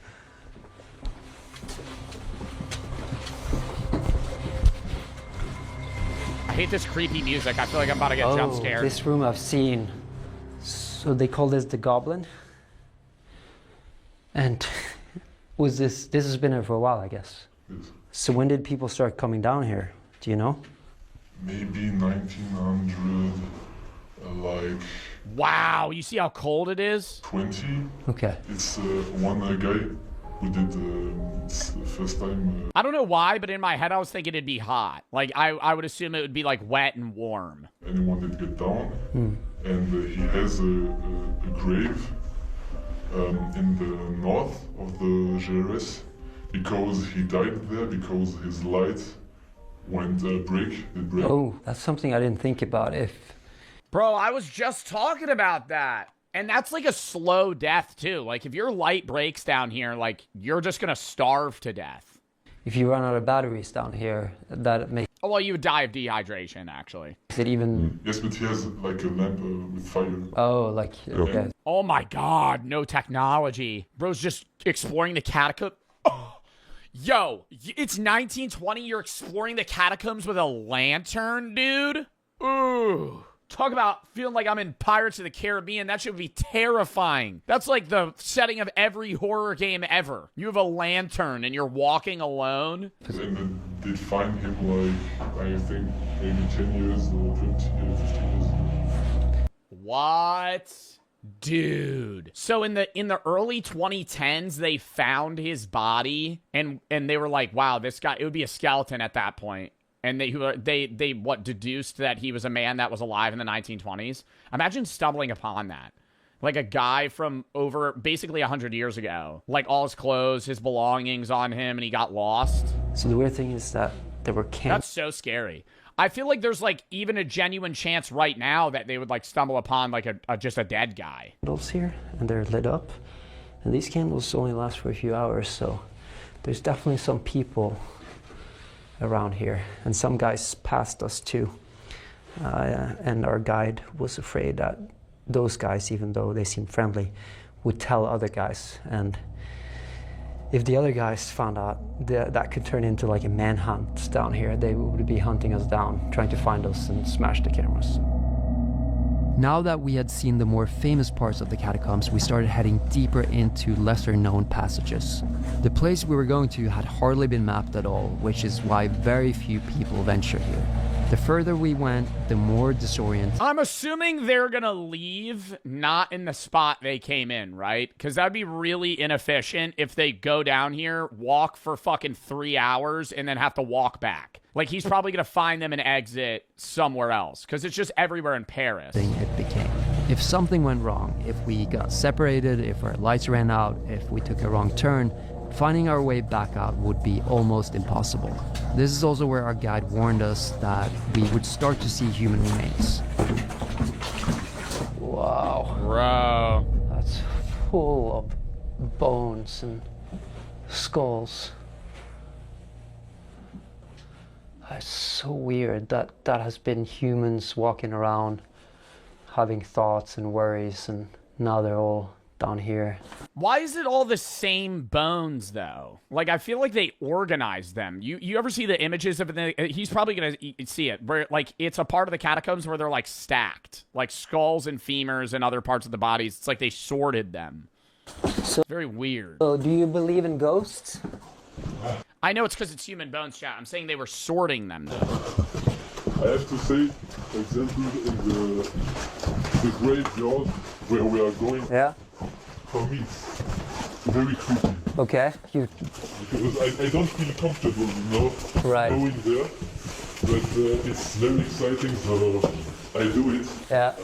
But I don't feel safe, Yeah. It's like a ghost with Do you believe in ghosts? I do have a ghost story that I've told a few times that really freaked me out, but I don't know if I would say that it was a ghost. It was just very odd. I would say if there was a place that would be haunted, I feel like it would be all of Paris, seeing that there's 6 million dead bodies underground. Tell it. I've told it a few times. I went to we're going to give it a quick rundown of the story. I went to a 70s Airbnb. If this is on YouTube and you've already seen the story, fucking skip it. I went to an Airbnb like 3 years ago with Brooke, and it was this like 70s themed like A-frame house. And it was really cool, and I enjoyed the time that we were only there for like 3 days. And the one night we watched a movie and we started hearing noises in the bedroom, like creaking noises. And I was like, whatever. So we go lay down. And we're, like, watching TV, about to go to bed, and I hear, like, a loud thud in the bathroom. I'm like, what the fuck was that? And so I go look, and first, my initial thought is, like, oh, somebody just tried to, like, break into the house. So I fucking grabbed, like, a sharp object. I was like, I'm about to kill somebody. So I'm, like, going around the corner like this. And I go see it. It's a makeup bag fell off the counter. But the makeup bag was, like, all the way in the corner of the counter. It wasn't hanging off. So for it to fall off, like, it would have had to be, like, pushed, which was, confusing. I was like, stuff has fallen in the bathroom before in, like, other areas I've been in. It's weird. You just ignore it. So I go lay back down. Then I start hearing, like pitter-patter. Like, somebody walking. And I'm like, it's got to be, like, an animal. So I sit dead still. And I'm listening. And I hear it. And I'm like, that doesn't sound like an animal. I look at where the sound's coming from. It stops. I lay back down. It starts again. I look at where it's coming from. It stops. So then I go, well, maybe it's the way that I'm laying in this bed. The bed's creaking, and that's really weird. So I lay perfectly still. It starts again. And this time I go, I'm going to ignore it. And it's at the foot of the bed, right? Most of the time it's at the foot of the bed. It's making this noise. And so I'm ignoring it. And as I'm ignoring it, it starts getting louder and closer. And so I actually start freaking out. Like, it's 3 a.m. and I'm going, I need to get the fuck out of here. And so eventually I like take out my phone and I shine my flashlight and I'm not hearing the noise. I lay back down. It happens again. I just start ignoring it. And then I start hearing like in the bedroom away, like creaking, like somebody's jumping on the bed. Like that's the sound that it sounded like. So I go in there, there's nothing. And I'm like, I'm actually freaking the fuck out. And Brooke's tweaking too. She ends up just going to bed and she's like, I can't deal with this. And so I'm like, all right, well, I got to stay awake because I'm not trying to fucking, tweak out. And, or I couldn't go to bed because I was tweaking out. So I stay up like another hour and it doesn't stop to a point where like, I literally just like lay down and I just close my eyes for like 30 minutes and I'm just like, whatever, I'm just going to sleep through this. Like, wake up the next day, there's red wine in the sink. Didn't buy red wine. So weird. Never had red wine the whole time we were there. Nothing red. So freaky. Oh, also forgot. There was like, side note, there was one other part where like when we were clearing like that room, there was this other weird cubby on the second floor. And she was like, you need to go look in there. And it was like a cubby that's like where they're walking at the same height they're walking here. And so I'm like crouching down. And before I go in, I go, Brooke, if I see a homeless man or somebody in there, what am I going to do? Like I open the door and I see some guy just like this, looking at me in the corner. Like, am I going to attack him? How, like, what's the play? Like obviously I'm going to look, but I'm like, what am I going to do? So I look, there's nobody there. And we go right back down. But it was like really freaky. And that was like the weirdest thing, I guess, like ghost-wise that I've experienced. But I don't know if it was a ghost, but it really was unexplainable. Like I stayed up for like 2 hours just changing what I was doing, the way I was laying. And it's like the noise kept happening. And it was so odd. It was so odd. It wasn't water dripping. It wasn't an animal. I don't know what it was, but it was freaking me out. Yeah, the wine was really weird. I don't know how to explain it. But I still don't believe in ghosts, but I would never go back there. Be way too freaky. And it was also, it made it worse too because it was like a 70s themed house. So they had like paintings and shit of like the Fonz. They had like cassette tapes and like players and like shit that like made it all 70s themed. And there would just be like a framed photo of this guy. So imagine it's like 3 a.m. and it's dark and you're like looking through rooms and you just see this in the corner. Fucking so bad. It made it like the environment was terrible.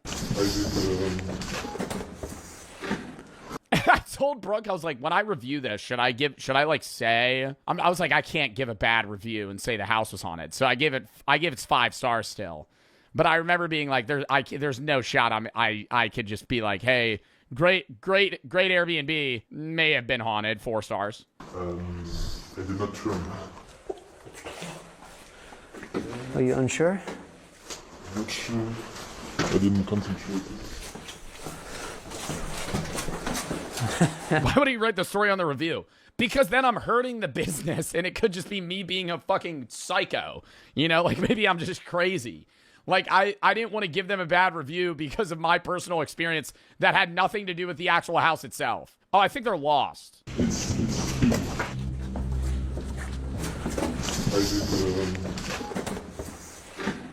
I did not trim.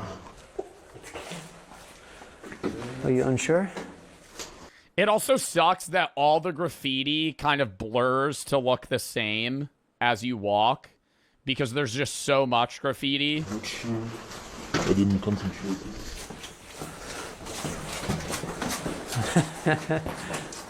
The nervous laugh. Yo, I'd probably follow him there. Imagine he just bags on them and leaves. I hope he's coming back. Like, there would be 0 chance for us to find our way out from here alone. Really? You don't think if you wandered enough, you would find an exit? Like, if you had, like, 10 hours. Should we follow you, or? He's telling us not to worry, but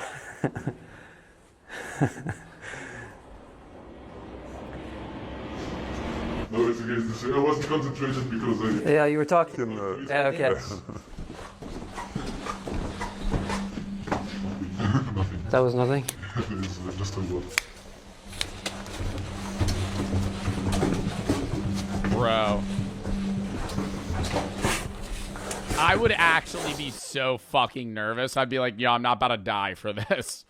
Wow, this is so wild. There are human bones on the ground. I don't want to step on anything. I don't want to be disrespectful. And they also say that a lot of this dust on the ground is actually human bone as well. Like the dust from the bones. Look at all the bones. Yo, this is fucking terrifying, man. See, like that, like going back, I don't believe in ghosts, bro, but this shit would freak me out so bad. It's so cool too. Like when he was in that area and there was just like a fucking pile of bones, I would probably stare at it and be like, wow. Just like thinking about it, but at the same time I'd be like, dude, this is so fucking creepy. Trying not to step on anything. This is wild. It's almost like part of me doesn't believe that it's from humans, but it is. And a lot of them died during the plague, which was really tragic. Probably a lot of young people as well. And where we're going next is probably the most secret spot that very few people have seen. And that's supposed to be way crazier than this. This is just like a little taste of what that is like.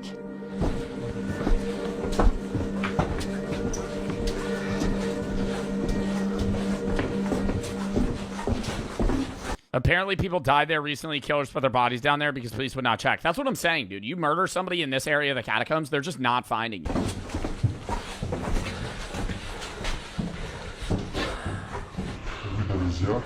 I smell smoke. Smells like... That's medium. And I hear voices too. Yes. Dude! Oh my god, were those the people from earlier that are trying to find them?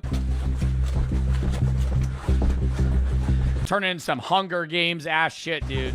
Hell no. I feel like those people are trying to run at us. Let's get the fuck out of here.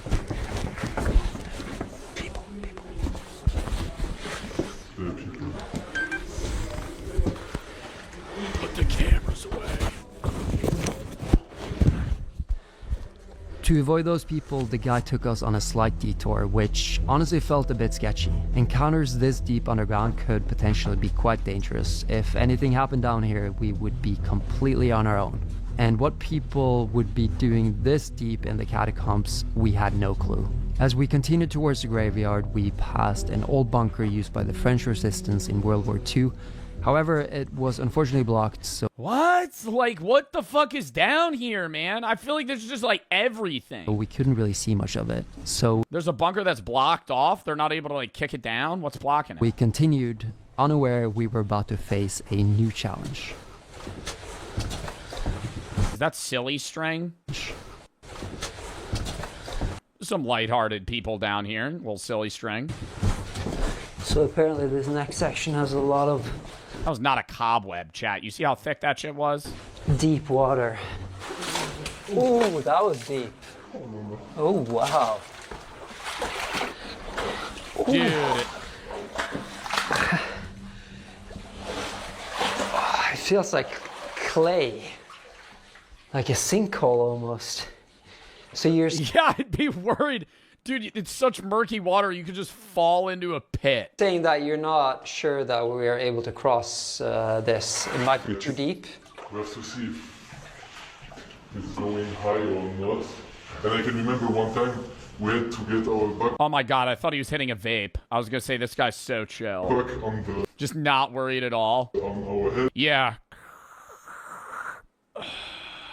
Might be a little too deep. I don't know. We'll figure it out. Yeah. Just start sprinting. The water was going... oh, wow. Our necks. Ooh. Let's see.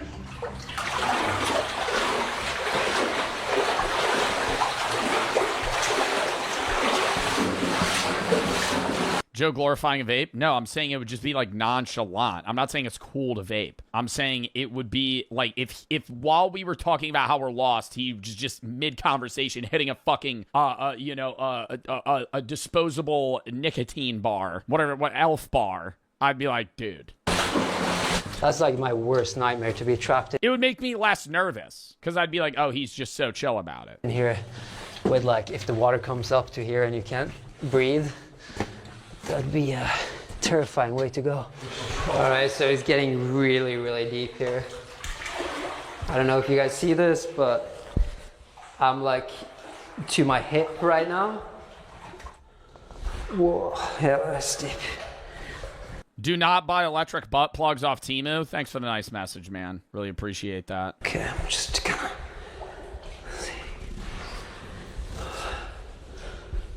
That is very noted. Deep. I bet this water is pretty dirty, too. How much for you to fucking just drink a glass of that? $5 million. I think I would die. This is fine so far, but... It does look pretty good, though. It looks like glacier water. If it gets any deeper than this, I'm gonna freak out. The water is probably so dirty because it's not moving at all in here, so I'm like, I don't want to touch the water, really. Luckily, the water level... Wait, are you saying the water's still? ...remained passable, so we were able to continue. But as we got closer to the graveyard, the guide told us to stop filming in order to keep the location secret. As we arrived at the entrance, however, the guide started acting a bit strange. He insisted that he would wait outside while we rappelled 15 meters down an old well to finally see what was hidden down there. Yeah, I'm good. I'd walk back. Nope, I'm okay. Like, imagine he didn't tell you about this part. He's like, oh yeah, we gotta rappel down a rope. They gotta climb that back up? I'm good. How are they gonna get back up? These little, like, metal spokes that they could stand on? We rappelled 15 meters down an old well to finally see what was hidden down there. I'd never think that... See, this is still not making sense to me. If there's thousands of dead bodies in this next spot they're going to, like, how did they get them down this? Because, like, whoever built this had to have these bodies down here or get them down here. You just start chucking them down a hole.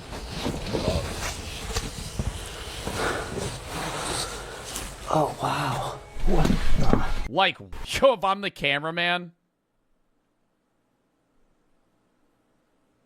He's like, yo, do your job. Do your job. Oh, sorry. Are those real? Yeah, those are dead bodies. What? Or not dead bodies, but remains. Why, there's so many down here.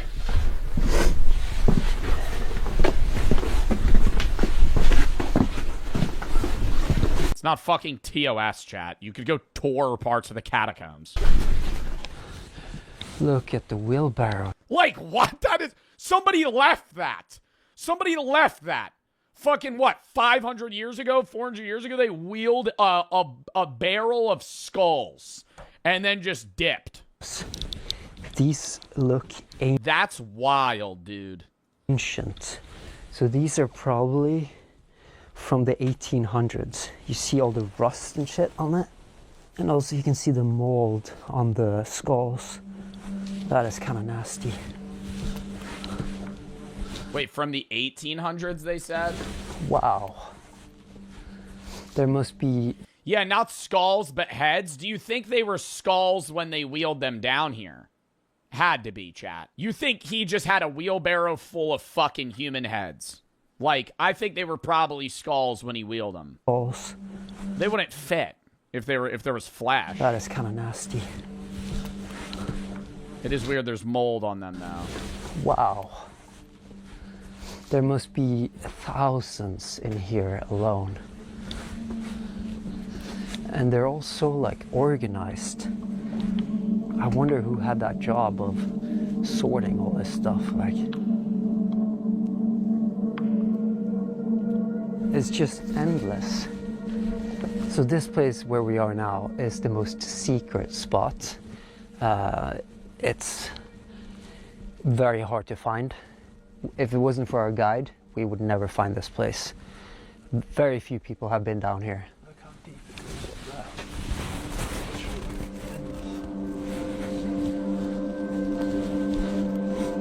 It's crazy. crazy that the teeth are still intact. The teeth look perfect and white, some of them.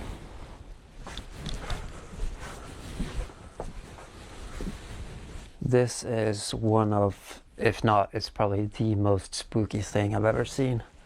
I don't believe in ghosts, but... I feel like my dumbass would trip, dude. Fucking fall into the wall of the bones. That'd be, like, so nerve-wracking. I'm, like, dude, just the idea that, like, you could, like, disturb something. If I did, I would be terrified. That's down here. Ugh. Some people say that there are cults hanging down here. Hopefully we're not. Yeah, I could see that. Not gonna meet anyone tonight, any cult.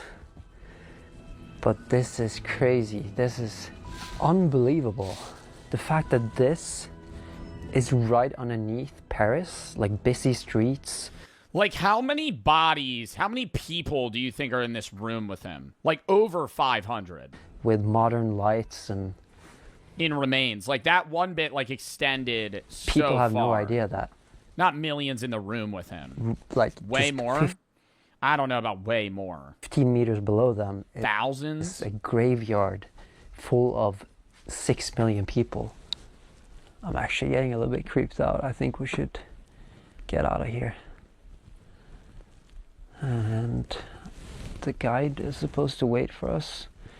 I don't want to be left alone down here because he's the only way to get out. He is the only one who knows the way, so we should get going. Now all that was left was to get out, which proved harder than we thought. We got lost multiple times. I feel like with modern technology, you don't think they could remap this well. And had to take numerous detours to... There's just no point. Like, why would you spend the money on remapping running into people. And it took us quite a while to find the exit. But in the end, the guide led us to a ladder he thought could be the way out.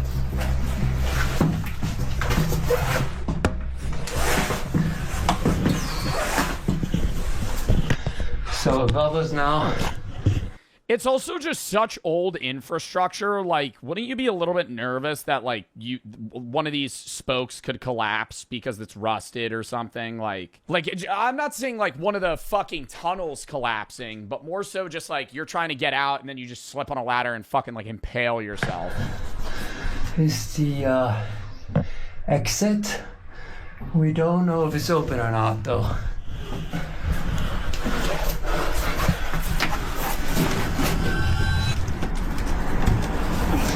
Did he just push that shit with his head? Jesus! Yeah, you're just...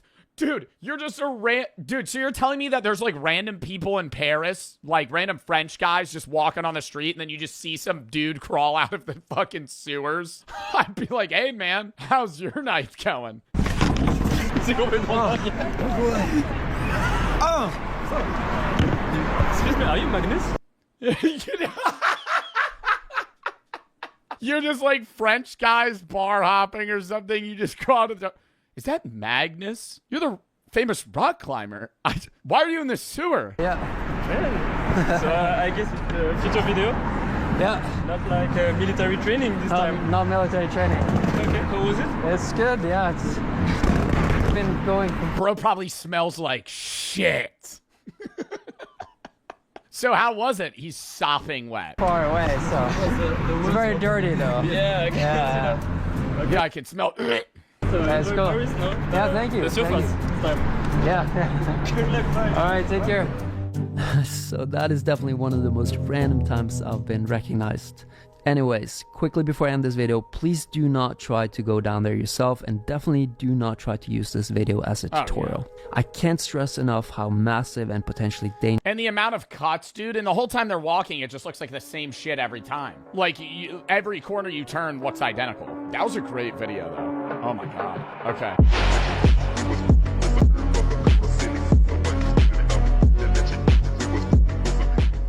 Best versus worst one-hit wonder. For every loved one-hit wonder, there's also one that's hated by everyone. Starting with Rebecca Black, who was just 13. Friday, Gotta get down on Friday. I wouldn't even say this is a one-hit wonder, bro. Because it wasn't a wonder or a hit. I'm not trying to on it. It was just a bad song.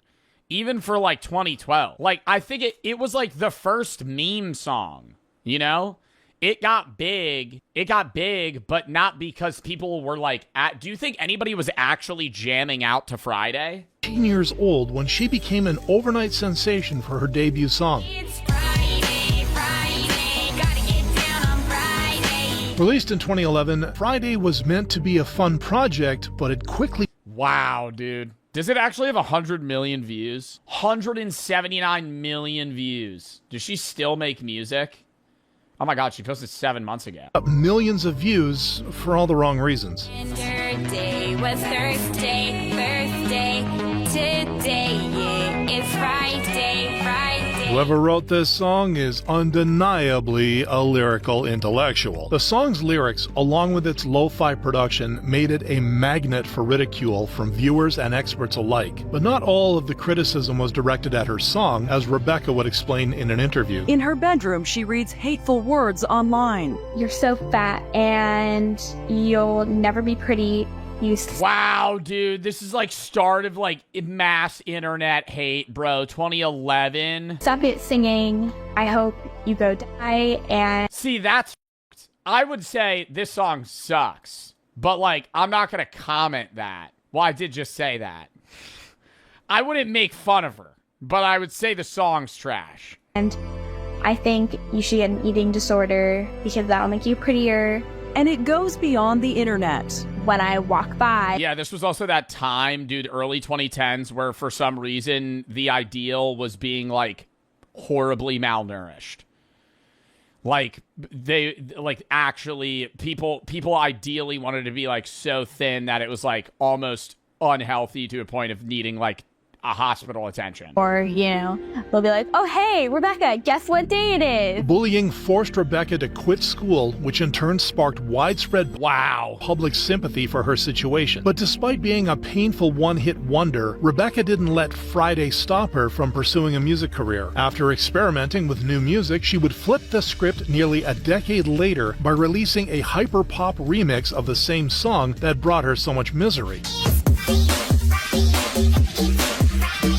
Except this time, the reaction from the community was much different. This support encouraged Rebecca to continue dabbling in various genres. I don't know. It's like the internet's weird on how they hate on people. Because, like, y'all remember Ice JJ Fish?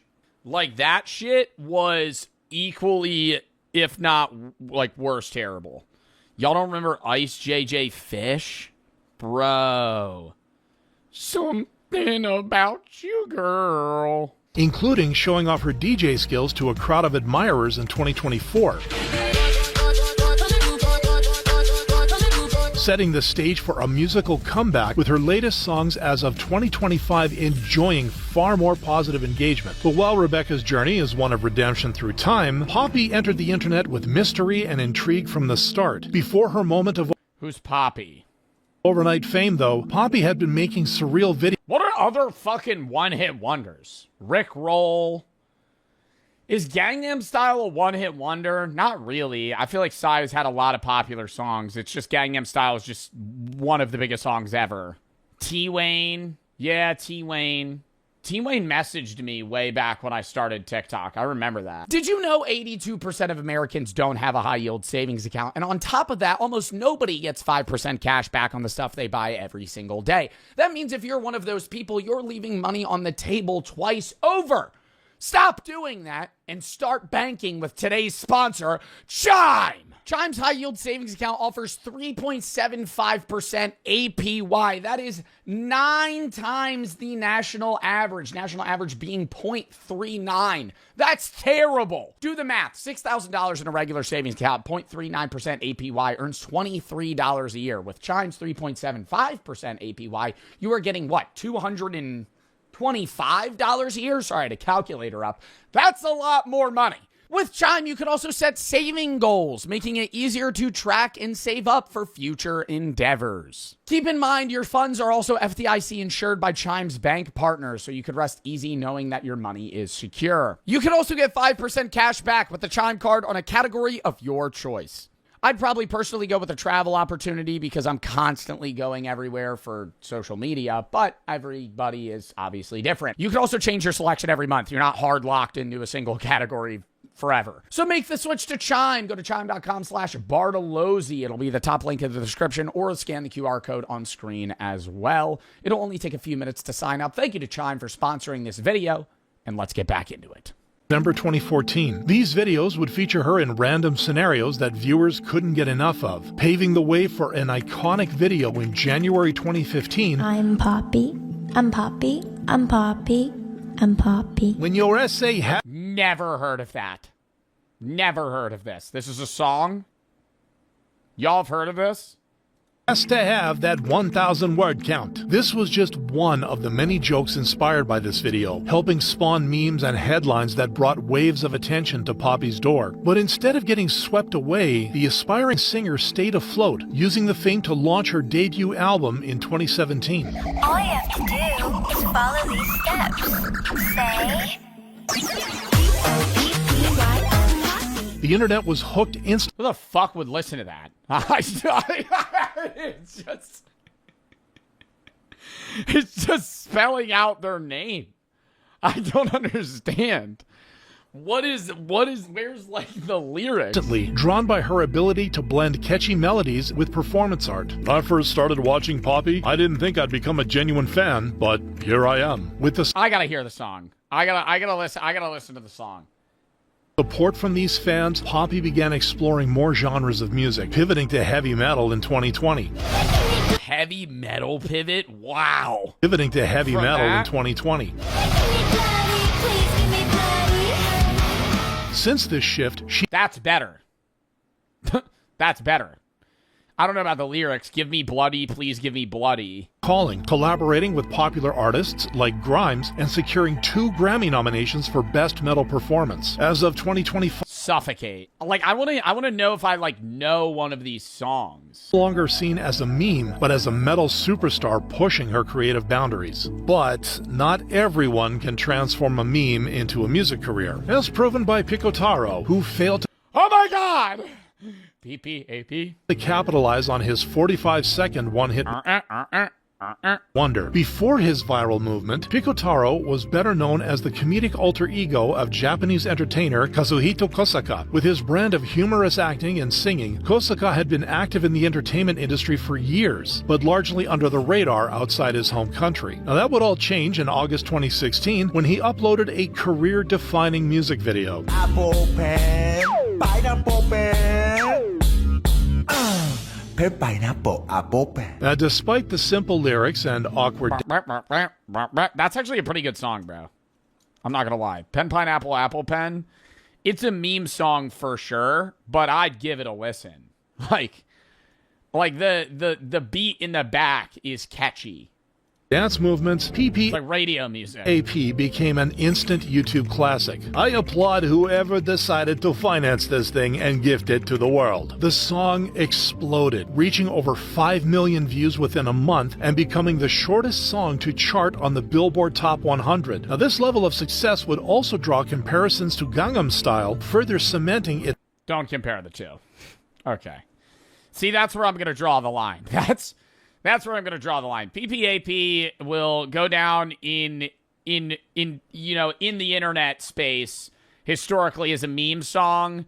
Gangnam Style, it was like a world-blending phenomenon. That song changed lives, man. That was like... PPAP is like below Chocolate Rain. Like, it's there, but it's not... Yeah, somebody said Chocolate Rain. It's below Chocolate Rain. Gangnam Style, you could throw that on now. If I was at a bar and I hear, I don't even know if my editor could play this in the YouTube video. It's probably gonna have to be muted because I bet Gangnam Style's copyrighted into the gutter. But if I'm at a fucking bar and I hear like that would get me going. his overnight sensation in the following years. Subsequent releases like Sake Tobacco and Mathematics followed a similar format but failed to generate the same hype. Bro, can't believe Pen Pineapple Apple Pen Guy still does music. But Kosaka remains determined as of 2025, hoping to be more than just the PPAP guy by exploring different styles. Meanwhile, his one-hit wonder continues to be revisited by the internet, with its long version amassing close to 500 million views, an admitted fraction of the 1.6 billion views currently held by Rick Astley's 1987. Rick Astley's Rickroll has to be the one-hit wonder of all time, because I think, like, Gangnam Style is the most popular, but, like, that was just a song by itself. Getting Rickrolled is, like, a thing beyond the song. Like, generations after Rickroll still know what Getting Rickrolled is. Classic, Never Gonna Give You Up. Long before he became the face of an internet meme, though, Rick Astley was a shy teenager from Lancashire who loved playing music. He later signed with Stock Aitken Waterman, a production trio responsible for some of the UK's biggest pop hits. It's a good song. I think the meme ruins the song, because you associate Getting Rickrolled with a negative emotion, because it's like, oh, they got you. Like, you clicked on it and thought it was going to be something, and then you get fucking rickrolled. Like, when you hear the drum roll. But, like, if you didn't know about it, it's a good song. Never gonna give you up. It's in the 80s, and none of these hits would end up being Rick's debut single in 1987. Never gonna give you up, never gonna let you down. With its danceable beat and catchy vocals, the song shot to #1 in 25 countries, making Rick an overnight star. But while the chart topper was a hit in its own time, its second life is what launched it into Yeah, what started Getting Rickrolled? Like, how did that become a thing? Like, I remember that even from, like, Vine days, but when did that, who started that? Like, there's one person that did that. iconic territory. In 2007, I always think about that, bro. People start, oh my god, it was a fucking clickbait thing. Internet users began trolling each other with links that led to the Never Gonna Give You Up music. Why? Like, one guy started that video. Right here on the spot. Whoa. What is it? Shoot.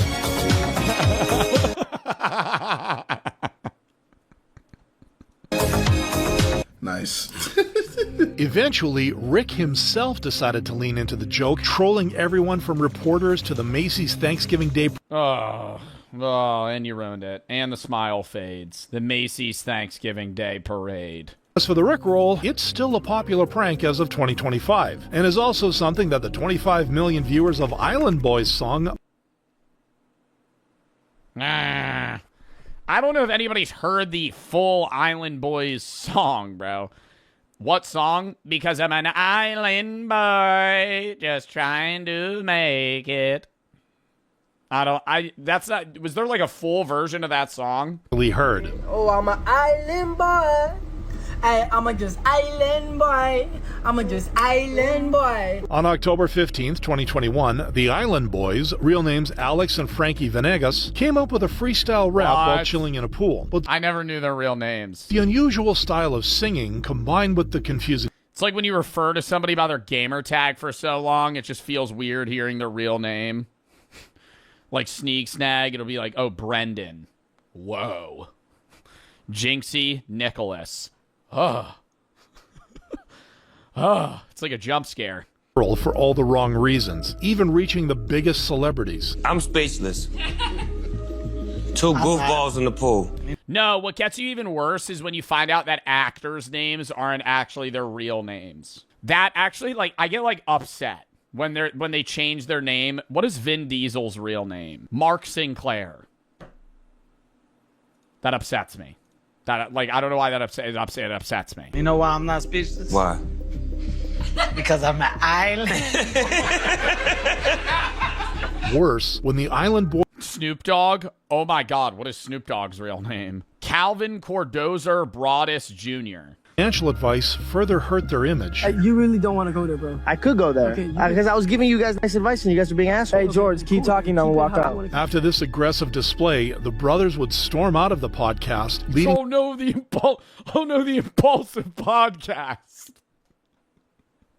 that George was the only one who took them a little seriously, and they took it on him. That's barking to the wrong tree. Since that episode, the Island Boys have only gone downhill, losing views across social media before fading away. Their follow-up songs failed to receive the same engagement as their viral freestyle, with no new uploads since 2023. But 3 years before their one-hit wonder, well, don't they hate each other now or something? another unlikely artist had already yodeled his way into the internet's heart. Oh my god, bro. He makes good music now? Fuck, this video pissed me off when I was a kid. Dude.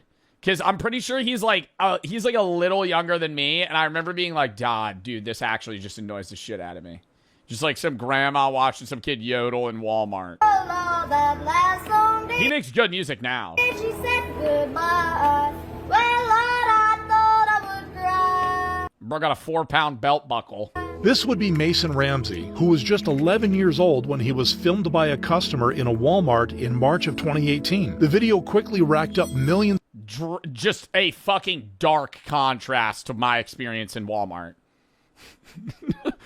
I don't know where this Walmart is, but when I go into a Walmart, not the vibe that I get. Turning the then unknown child into an instant sensation. Within weeks, Mason was officially dubbed the Walmart Yodeling Kid and was booked for appearances on the Ellen DeGeneres. Don't get me on Ellen. Don't get me on Ellen, man. Bro, I have been, like, just not a fan of the Ellen show. I know it's not on anymore, but, like, oh my god, my mom used to watch the Ellen show, and I hated it. Dude, there's one scene I always remember, and I've talked about it, where they had some Gen Z kid try to use a rotary phone, and she's like, oh! You don't know how to... You don't... And the whole audience is dying. And I'm like, no shit, they don't know how to use a rotary phone. It's not the fucking 80s. It's, hey, we're watching you on a flat screen right now, brother. What are we doing? Why are we still going, like, why are we making fun of people for not knowing how to use a fucking rotary phone? Why would you know how to do that if you've never seen one? Chella. That same year, he signed with Big Loud Records and released Famous, a country pop track that earned over 2 million Spotify streams within a few days and entered the Billboard Hot 100. Despite his success, Mason stepped away from the spotlight by 2019, leaving fans to wonder about his sudden disappearance. They wouldn't hear from him again until 2 years later when Mason made a surprise return on Instagram. Sorry I've been so quiet on social media lately. I've been living my life and took a step back from everything for a bit. Hang tight because I got big plans for 2022. These plans would include content creation on TikTok, where one of his first videos reached 23 million views, leading to a fresh wave of... He works at a fucking pizza place? I thought he was doing concerts and shit. Admiration for the Walmart Yodeling Kid. At least he's staying humble, unlike a lot of people who get a taste of fame. We need more talented people like this. He carried this humility into his music career, which he quietly revived soon afterwards in April 2022 and continues to focus on as of 2025. But not every viral moment and a Bro, I gotta hear the new 26 Mason Ramsey, bro.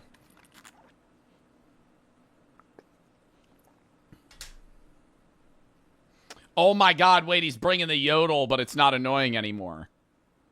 This shit's trash? I don't think it's trash. Retail store has a happy ending, as seen with Alex Lee, whose claim to... Oh my god, the Target guy. Fame while... Alex from Target, dude. People were tweaking over Alex from Target. I remember I was so jealous of Alex from Target.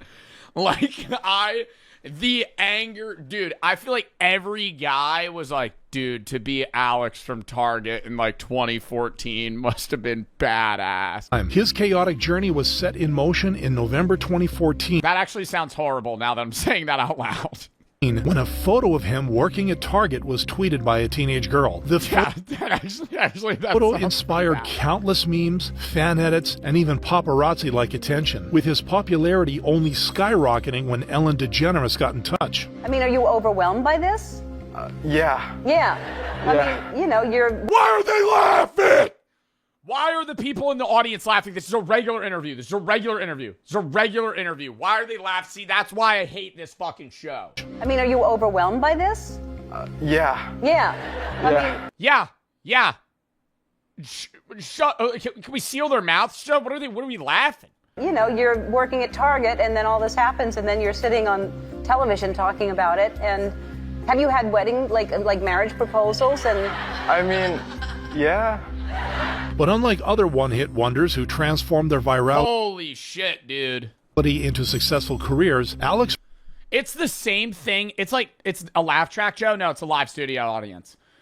I think they have laugh signs, similar to like the Jimmy Fallon, like late night TV, but this is daytime. Step away from social media. And while these decisions felt right to him, he later revealed that his peers didn't agree. People around me were saying that I am missing a big opportunity if I were to quit, and others were sending me threats, jealous that it happened to me and not them. He would spend the next 2 years experimenting with social media, from making YouTube videos to sharing powerlifting advice on Instagram. These ventures would only confirm how much he disliked these platforms, though, as he continued to receive unwanted attention over his looks. After quitting social media for good, Alex started leading a much more private life from 2024 onwards. Right now, I have a job at UPS. I load the trucks in the morning, and I have... Bro, like, I respect him doing what he wants to do to make himself happy.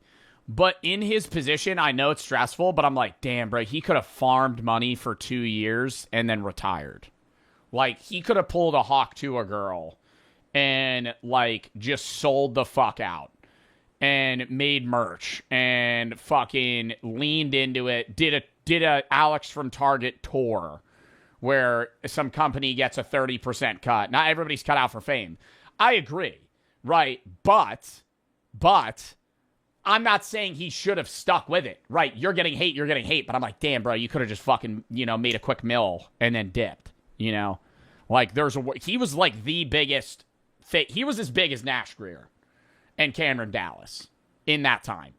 It was a lesser amount of fame, but like people liked Alex from Target as much as the Vine guys. To say it's so much better than doing social media. It pays a lot less, but I'm a lot happier doing it. Alex knew it was time to move on for the sake of his happiness, which mental health matters a hell of a lot more, I agree. Which is something Minecraft YouTuber Mystery Or could also relate to.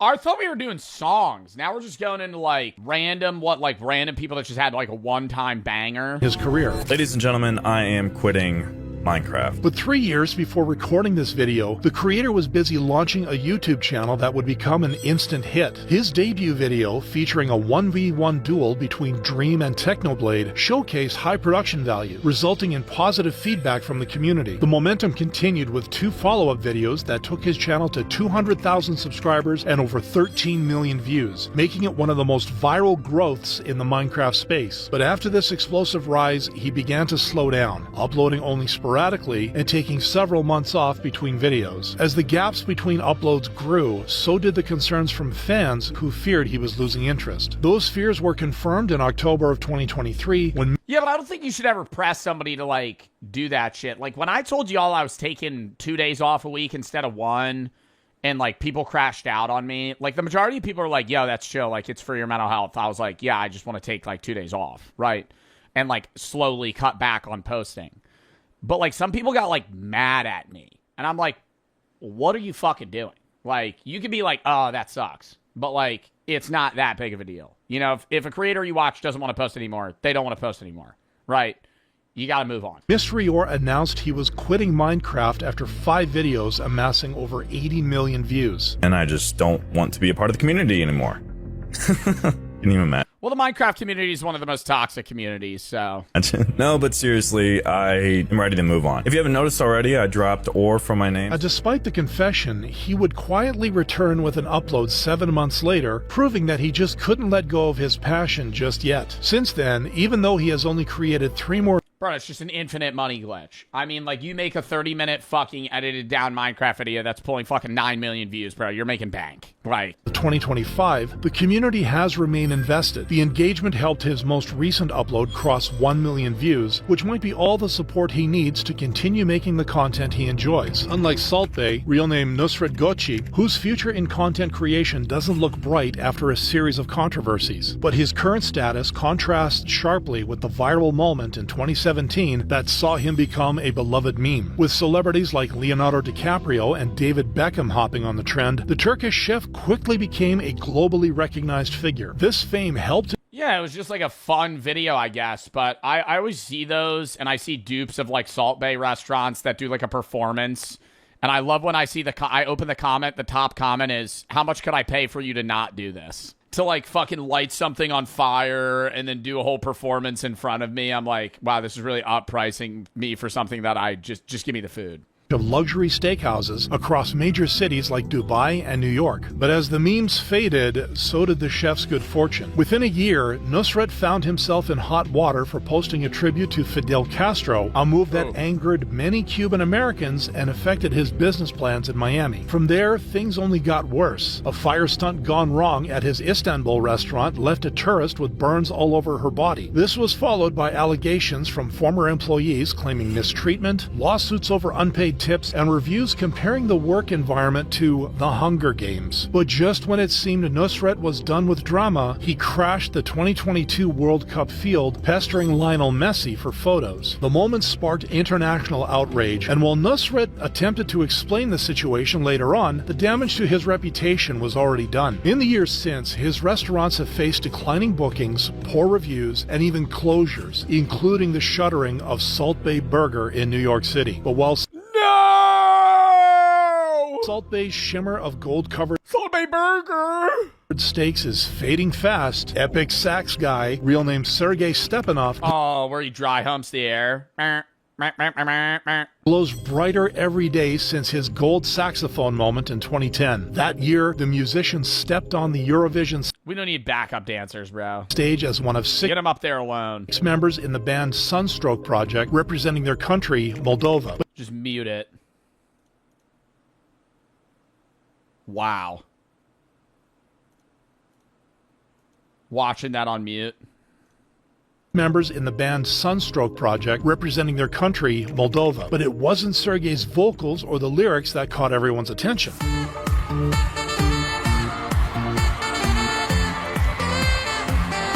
His memorable saxophone solo instantly captured the internet's admiration, giving birth to the Epic Sax Guy meme and spawning loop videos that rack up views to this day. You know you've won Eurovision when they post a 10-hour version of your 18-second performance. The fuck out of here, bro. They'll post a 10-hour version of anything. The meme became so popular that Sergei was invited back to Eurovision in 2017, where he performed again, fully embracing his online persona. His comeback helped the Sunstroke Project place 3rd in the contest, marking the country's best result ever. Since their triumph, Sergei has continued performing and touring with the band, all while embracing his role as the Epic Sax Guy. To this day, in 2025, he remains a beloved figure across meme culture and musical circles alike, making him— Sergei blows a hip out on stage.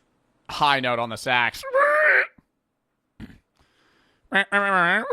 one of the most respected one-hit wonders, but nowhere near as expected as our next artist, who has taken the internet and the world by storm. I just got rickrolled at the end of the video. Fucker.